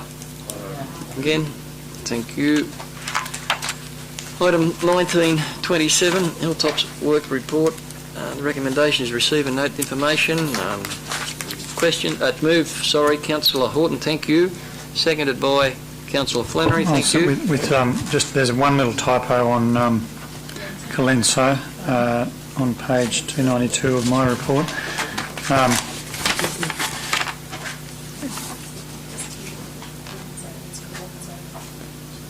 Another comment, there's been a general lack of maintenance, I would say, outside the pool area of Harden, of the mowing of the lawns, which has been going on for a year or so. Having noted that, I would like to commend the outdoor staff and maintenance staff for what they've done throughout the summer. I think the storms have had to put up with the extra hours of work they've done has been phenomenal. So I think the standard of work's been good. Yeah, they have acted quickly through, and they've been out in some pretty trying conditions, and I think they really need to be commended throughout the council on the work they've done. Couldn't agree with you more, Councillor Flannery, and I have passed on some thank you to the staff before, and they are to be commended. And just on that matter, just before I lose it in my mind, we actually received a letter of talking about those conditions that we've been through, the storms and everything else, a letter of support from Eurobadalla Shire Council, and the Mayor approached me and offered any assistance or any help in any way they could, and wanted to know our council and our community to know that just because we're not next door to them, they don't forget about us, and their thoughts are with us, and if they could help in any way, it was really good. So I replied with a thank you letter, and then I spoke in person to the Mayor, Liz, and thanked her on behalf of our council for thinking about us at those times. Comment to the Director, if I may. At the current condition of Narellan Road, Maringo, we know it's bad, you're catching up to it, but could there be some signage put on that road until the repairs are done? Thank you. Yeah. Thank you. Mr Mayor, just one further item. I'm not too sure whether I should address it here or further in the business paper, but I'll address it here if you may indulge me. The Weeds Committee, there's notes there on weed control. Specifically, and I noted it, I was in the last report for Western, it's got spot spraying of noxious weeds and suckers in the CBD. Because we no longer have a weeds committee, which was unilaterally disbanded by I don't know who, because they haven't yet identified themselves. And I would like to, given it's a 355 committee of council, I don't know, look, without being overly jovial about it, do we have to operate in exile, or when are we going to have a formal dissolution of the 355 Committee of Council, or when is a meeting going to be held? Yep, I'll touch on that point for you now, and your point about the weeds, and I'll but just on that spot spraying of noxious weeds, the money's collected by and large from LLS rates, and is the spot spraying of noxious weeds coming out of the general fund or out of the noxious weed fund, because they are not the same bucket of money, my understanding is. And if you could address the issue of the Weeds Committee, please. On the issue of the Weeds Committee, I can address that at a workshop we held. Unfortunately, some councillors couldn't make the other day. It was talked at length with the staff and councillors about how that might be reworked to the best benefit of council and to all landholders. And I'm pretty sure that, while I won't speak to length about what was spoken that day, you'll see some attention being put to that Weeds Committee and how it's going to be dealt with going forward. The staff will be only too happy to let you know when we get that underway, or when we can talk about it again with you offline, if you like, about how we think that would be best handled. But as for the matter of where this money comes from for this independent funding, I can't speak on that. Through the Chair, potentially the Director of Sustainable Growth might be able to answer that question around the program money and the noxious weed money at all.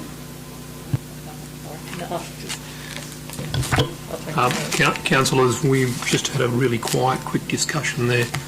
We'll need to take that question on notice. We'll come back to that with the reports in the future about the Weeds Committee generally and where those funds are coming from. In terms of where that weed spraying, that's particularly within our road reserve, and I'll need to check up on that to give you a definitive answer. Thank you. So there will be a report to Council about what is going to happen moving forward with the Weeds Committee. There will be. And will that be at the March Council meeting? Through the Chair, that's our intention, Councillor, to do that. Thank you. Thank you. Any other questions on the Works report? If not, I had a mover and a seconder. I'll put the report. All those in favour? Again. So be it. Thank you, councillors. I've got item 1927A, Action Summary Report. Note the status of council resolutions from the action plan and endorse the removal of completed items from the action plan. Through you, Mr Mayor, I can't see where any items are to be removed, and it appears that this action plan hasn't been updated since the last time we looked at it, and I can't possibly move something that's out of date. Thank you, Councillor Tuckerman. Through the Chair, I was informed that yes, indeed, what you have is December's action summary list. Certainly, I can give you a verbal update on those items. It's up to councillors whether they want to move the report as it is or to defer it until the next meeting. I move that we defer it. Second that.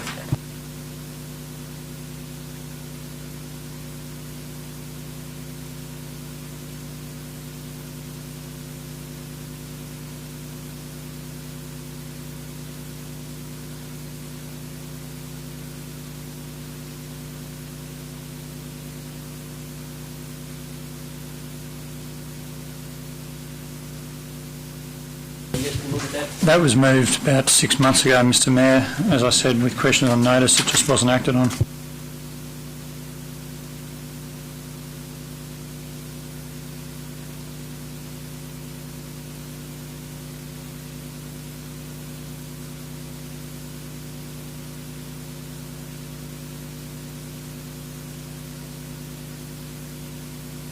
Follow that up, that action, sorry. I'm a bit passionate about this, to show the community we do care, and we are going to act when they come to our meetings. So that has been asked before, as Councillor Flannery mentioned. It hasn't been produced. I would suggest that at our next meeting, that notes were taken by the former General Manager at every meeting went to, and the Executive Director of Corporate and Community. Can they please be presented to Council, so we know what's happening with our villages? Thank you. Mr Mayor, if I might just raise one issue which has just come to mind whilst we're discussing these issues. Whether each question that's taken on notice could be, and it sounds particularly bureaucratic and pedantic, could be numbered so that, you know, when Councillor Flannery asks the question, okay, that's question 46 or 19/46, and so that he can get a response, he knows what the number is, and so he can ask about it, so that we have a track, because I think a lot of things, questions are taken on notice, the information doesn't come back. Thank you, Councillor Wallace. Okay, so we move on to item... I think Councillor Wallace was moving that as a formal motion to the report, and I'll second that. Otherwise, it might just be missed. Good pick-up, Councillor Flannery. So we have a... Through the Chair, you've got the actions of Council are resolutions, and that is what Council staff are obliged to act on. So when it is questions, it is about questions about issues in relation to the reports that you have. We're more than happy to take those down in those council meetings, but also too you have a duty to remind us when you're looking at the minutes from the previous meetings that we are indeed capturing that. So those action lists are critical to us, and we do apologise for not updating this month's, but they are a critical record for the many, many, many different things that we're having to do coming out of these meetings.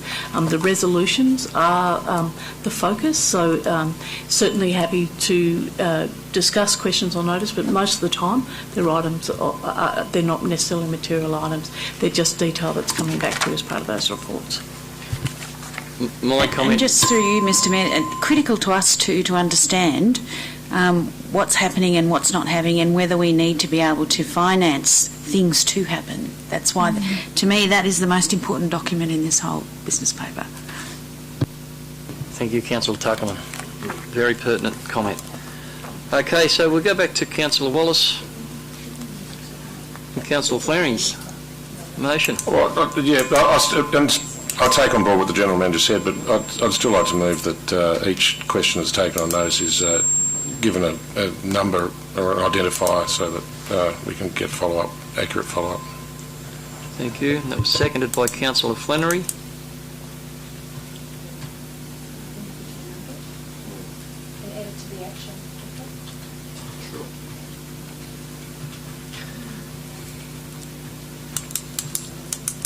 So the mover and seconder are happy for that to be added to that recommendation?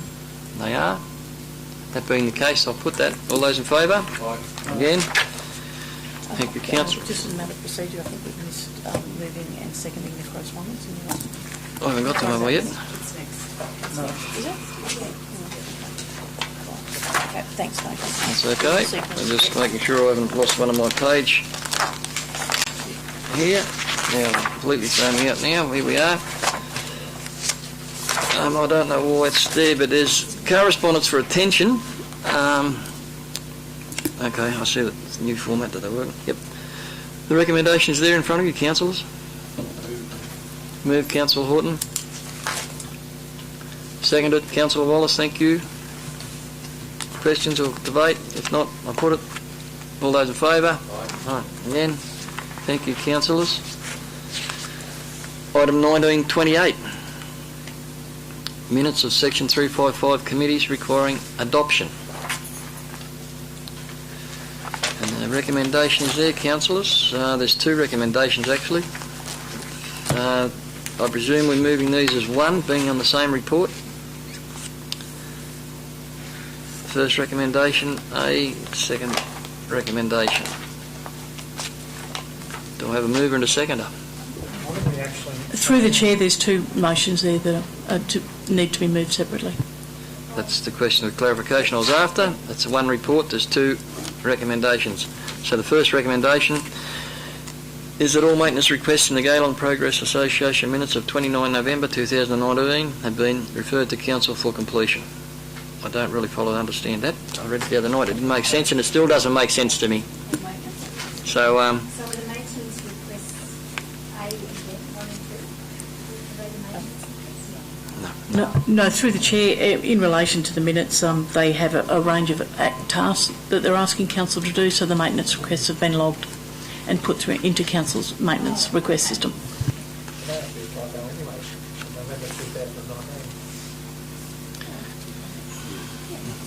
thank you, Councillor Walker. That's my point. It doesn't sit real well, does it? It doesn't read real well, and it is. So would we like to have that changed before we put that recommendation up, please, to a correct date? Done, Mr. Mayor. Thank you. We can only, Mr Mayor, you can only refer maintenance requests to if they are within the budgetary capacity of staff. I mean, it was made by Councillor Tuckerman a minute ago, but you can't just automatically vote on things if they have budgetary implications. Do you know what the maintenance requests were? Again, it's these matters of 345 committees. Here we go. I'll hand over to the Director. So the maintenance requests, so there are budgets for maintenance, and so these brought up in their minutes. So we have referred all those to the staff for completion. And they're within the budget? They are. Well then, for the purpose of clarity, could it say that in the report, please, so that it's very clear that there are, otherwise we run the risk of voting through items that have a budgetary implication, and that has happened before. It's happened before. I share Councillor Flannery's concern that the last thing I want to see is a Section 355 committee voting a recommendation to reseal a section of road, which is potentially what could happen.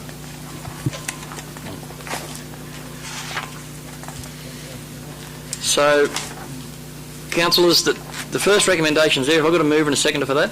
No. I haven't at the moment. Let's move Councillor Horton, seconded Councillor Manchester. Would you like to have that added to the dot point B?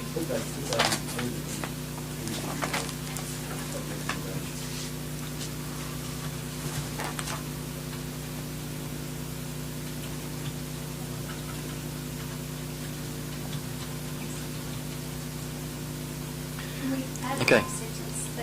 That they're actually listed, what the maintenance requests are, so that, from November last year, it's hard to remember. The minutes are attached. They're attached? Oh, on those minutes. Yep. So the mover's happy with that addition to that? That's fine. Okay. So given that we're just talking about the first recommendation, councillors, it's been moved, second and added to. All those in favour? Again, a vote. The second recommendation is that in relation to the Galong Limestone Mine VPA Steering Committee, 21st of January 2019, and endorse the minutes. Moved Councillor Manchester, thank you. Seconded Councillor Horton, thank you. Any questions, debate about that? If not, I'll put that recommendation. All those in favour? Again, so be it. Thank you, councillors. Item 19/29, Hilltops Council Local Traffic Advisory Committee. Let's move Councillor Walker, thank you. Seconded Councillor Horton. No questions. Mr Mayor, question. I forwarded to yourself and the General Manager correspondence regarding the first mile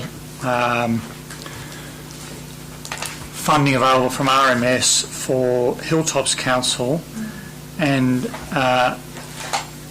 but for the connections between Di Peasley and a staffer at Hilltops, at RMS, Hilltops Council may well have missed out on the opportunity for significant funding to upgrade farm entrances to be able to take B doubles, 26 metre. Now, I don't know the money available, but if I guessed that there was 200 farm entrances in Hilltops Shire and each cost $5,000 to $10,000 to upgrade, it could be many millions of dollars available. And certainly I'm of the understanding there are significant and in the millions of dollars available through the RMS. Did that information come to the this traffic advisory committee, or how? My understanding is that there were 2 emails sent by RMS to Hilltops Council. Neither were responded to, and we were just about to be cleaned off the slate. How did we miss such a significant opportunity? Through the chair,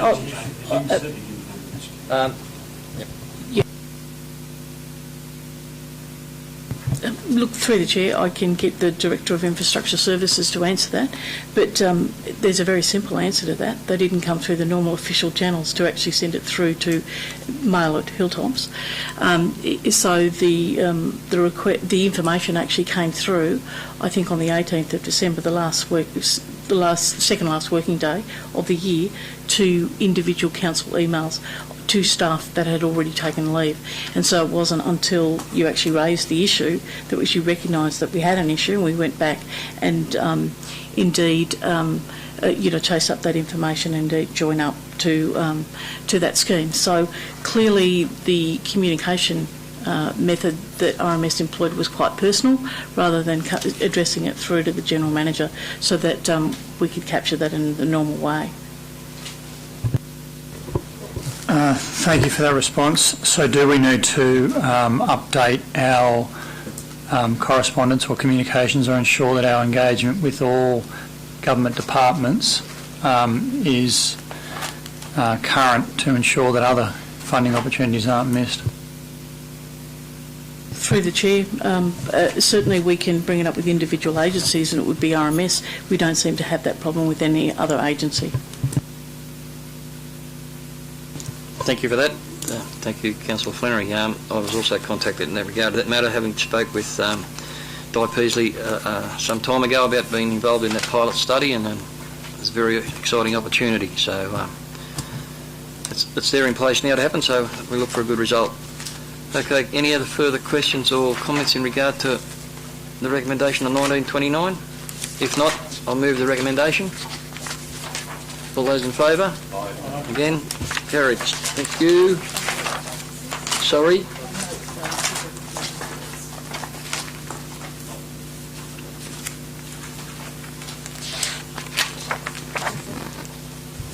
You lost me altogether.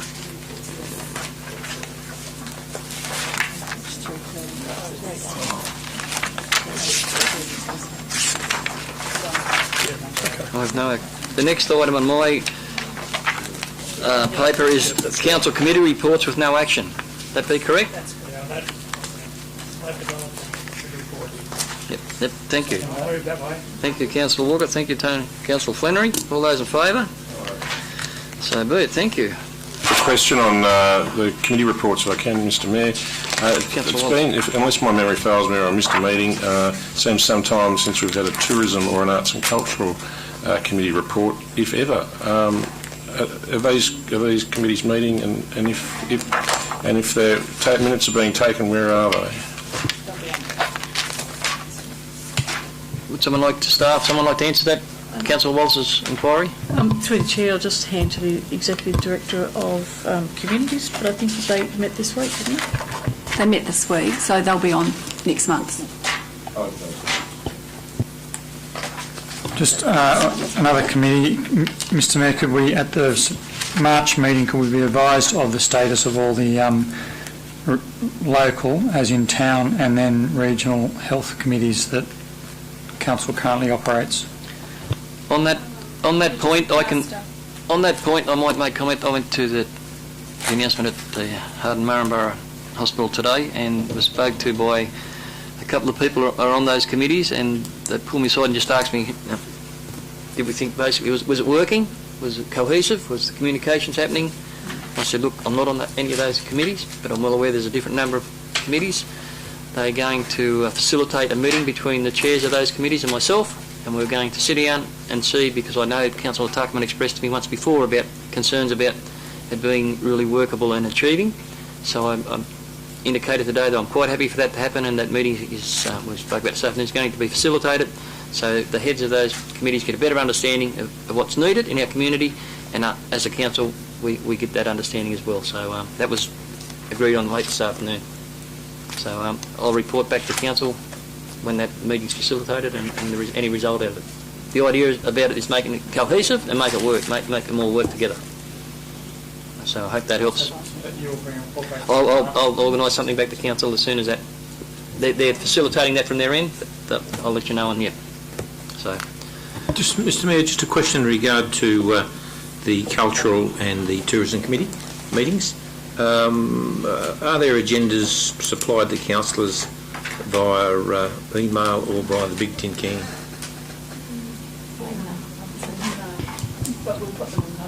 Can I make a request that all agenda items for all meetings go on the Big Tin Can? I mean, at the end of the day, they make interesting reading for everyone.